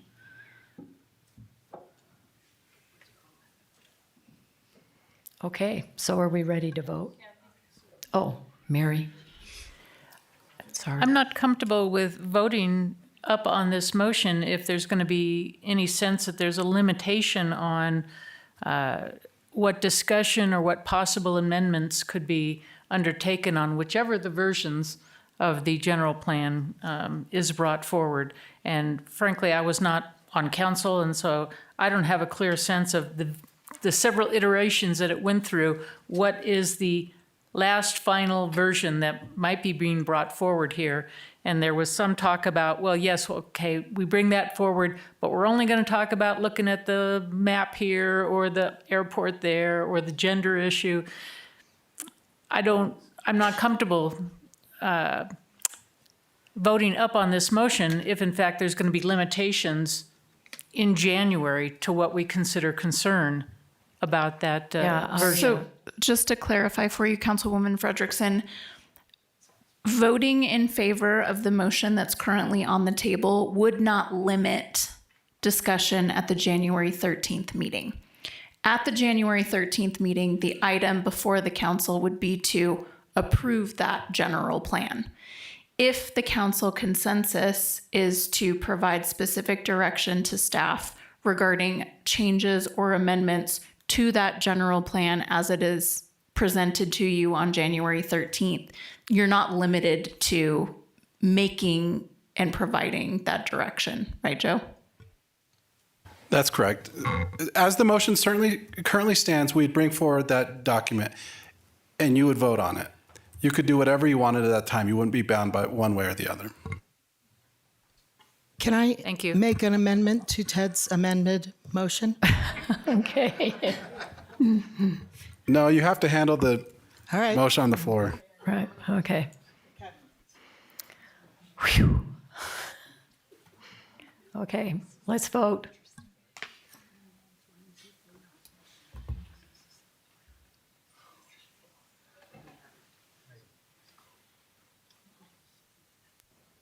This is listing the current item and not Ted's. So I cannot amend what's in there. What you're voting on is Councilman Gambogi's motion and your second to bring forward at the January 13th, 2026 council meeting, the March version of the 2025 general plan for potential vote and discussion. So we should disregard the words that are on here and know that it's Ted's motion. That's correct. Is everybody still comfortable with their vote?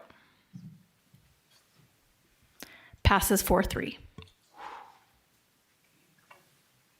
Okay, I'd like to make a motion as to whether or not to hire a consultant group. I move that we hire a consultant group. Do I hear a second? Yeah, I'll second that. Thank you. We have a second. Please vote.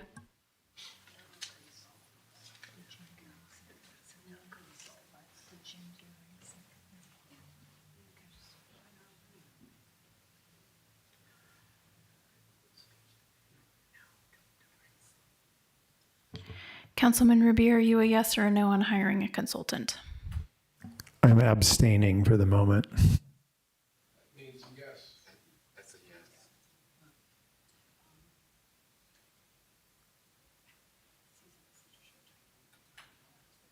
Passes 6-1.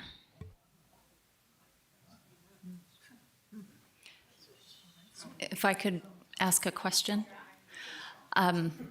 So relative to bringing the plan back in January 13th and hiring a consultant, I would maybe surmise that council is going to provide staff direction on how to go forward with that consultant at the January 13th meeting?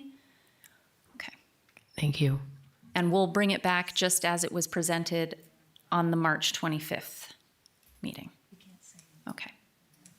Would it be possible, to providing direction, that you also bring back, once we went through the land use map multiple times, I think we finally reached alignment on a version, and I can't remember if that was in May or in June. And yeah, it would have been It the was the last June one in version. June. That's the map I would love you also to bring to the January meeting, so we could see the map from March and we could see the map from June. Okay? And I think that would help us in January. Okay, we can provide that as a distinction in the attachments to that memo. I think we need it more sooner than January. Give us something to do over Christmas. It's my present to you, Madam Mayor. Yeah. Your Christmas gift. Oh, yeah. put a bow on it. And then also, it sounds like we are proceeding here with a plan.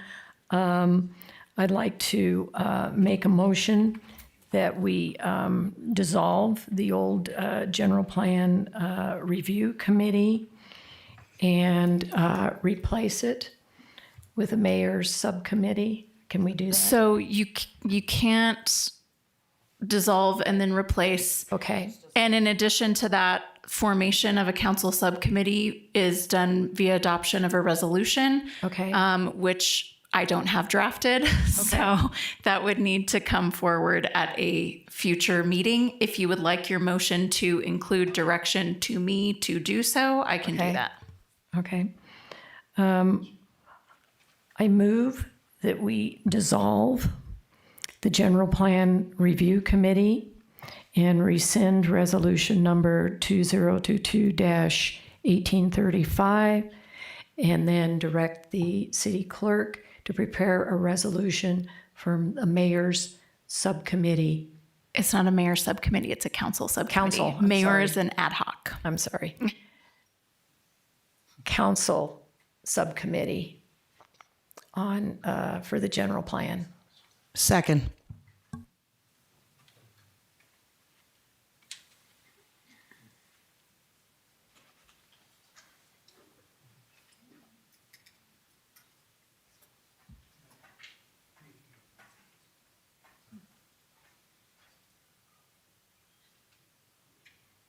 Councilman Ruby?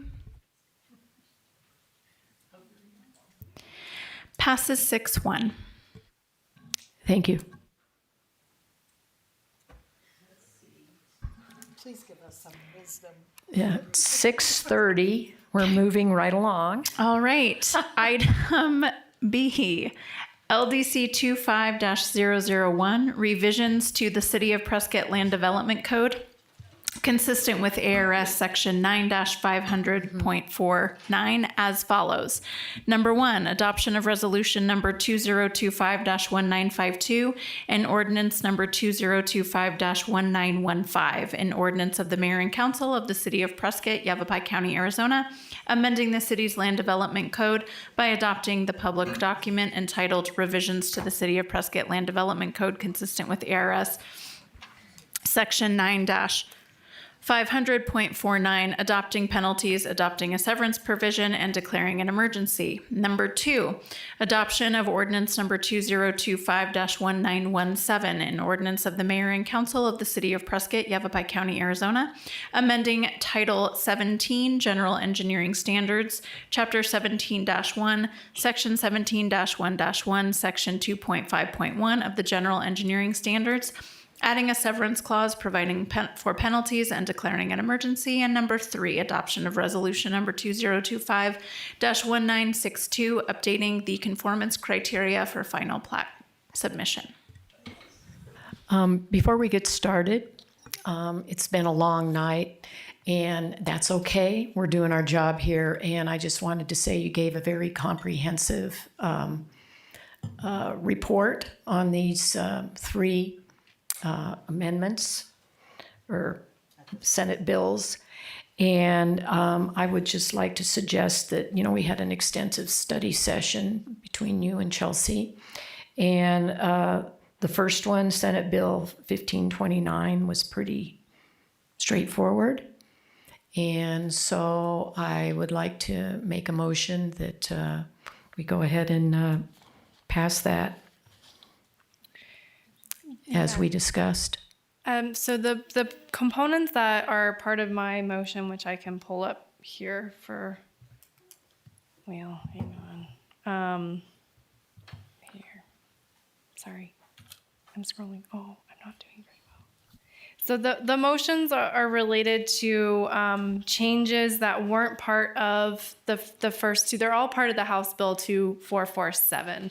So there's no motion needing to be made for any of the 2 first elements that Chelsea reviewed. It was more information for you to know, processes that we've internally updated, and things of that nature. Let me ask you this. Why are we declaring an emergency? Because if we declare an emergency, these items can't be referendumed by the public. Is that correct? We were declaring an emergency because it is effective January 1st, and typically when an ordinance is approved, it goes into effect 30 days later. Okay.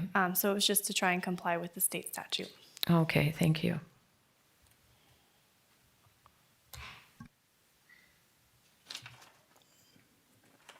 Mayor, I have nothing more to discuss. I had every of my questions answered during the study session, and anyone in the public that would like to see 2 hours of presentation on this can go to the study session and watch that whole show over again.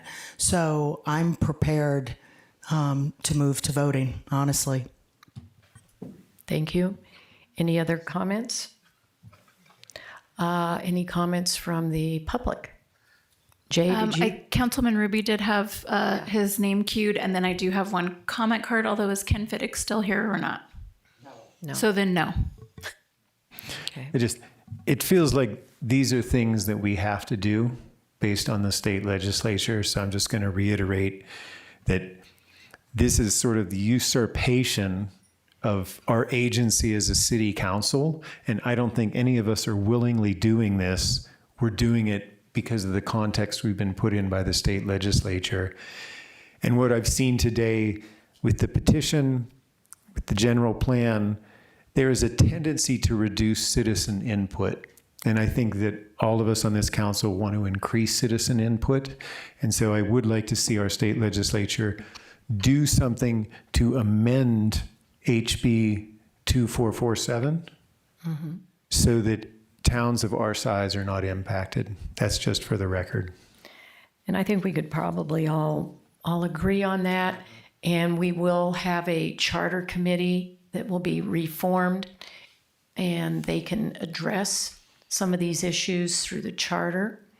And we can also make some amendments to these ordinance that we just passed in the future. So maybe next month.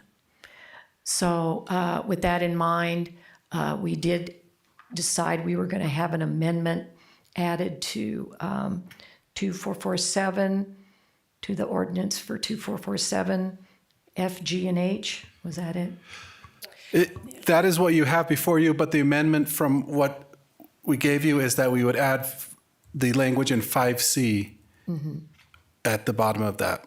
Okay, so that's already there. No, that's not already there. That would have to be part of the motion. So it was One, that 2, or 3? it was that the original resolution remained as it was, but the Alex, can you pull up the 3 items that would be a change are being added, but nothing else about the resolution, the original resolution, is being changed.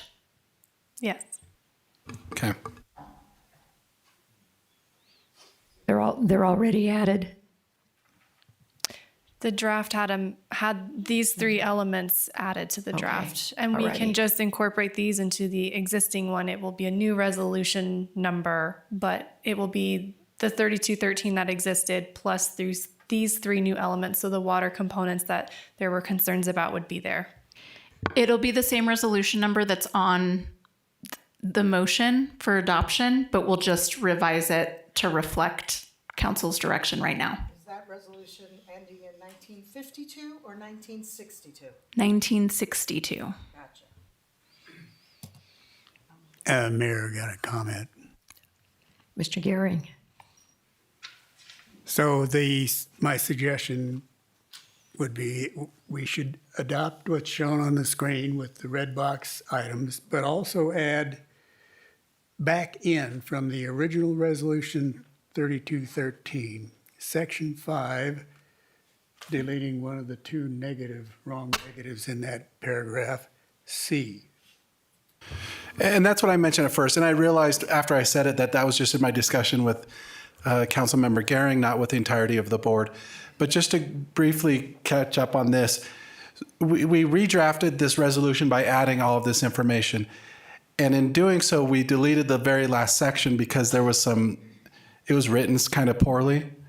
But in deleting that, we deleted 5C, which was, I think, had some important water information. So you can do it either way.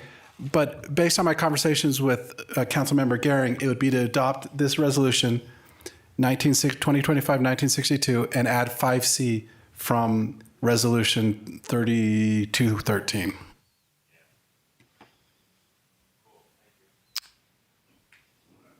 Mayor, can I make a motion? I'm sorry, Yes. I had Mary. a ticket up. Just to clarify, do I understand the process correctly that an abstention is practically speaking a yes vote? Under our charter, you have to vote yes or no, and if any failure to vote will be counted as a yes. So on the voting block where it says yes, no, abstain, Yes. abstaining does what? Would count as an affirmative vote. What if theoretically we all abstained and passed it 7-0 with abstentions? We would look bad. Actually, I think we'd look pretty good.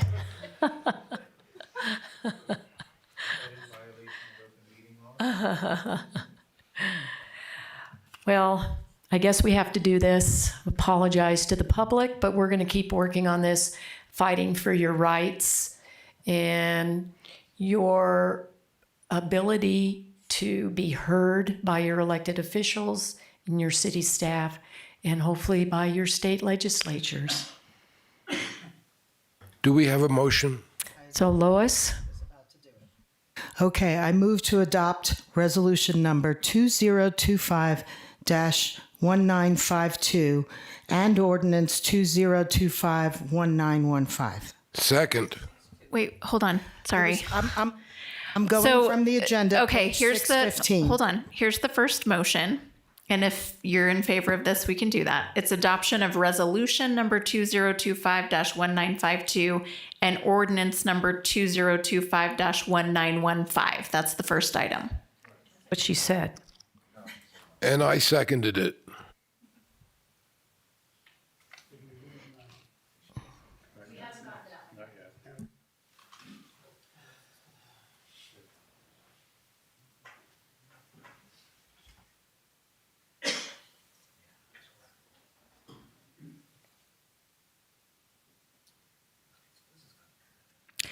Passes 502. I had some fat fingers there. Yep, I gotcha. Okay, you got me. All right. Number 2, I move to adopt ordinance number 2025-1917. Second.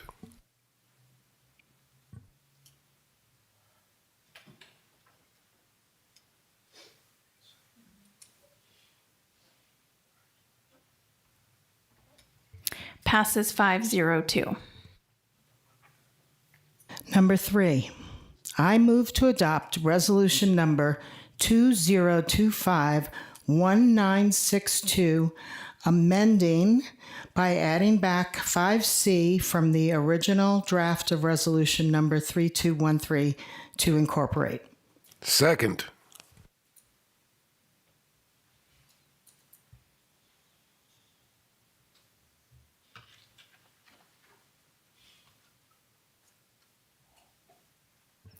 Passes 502.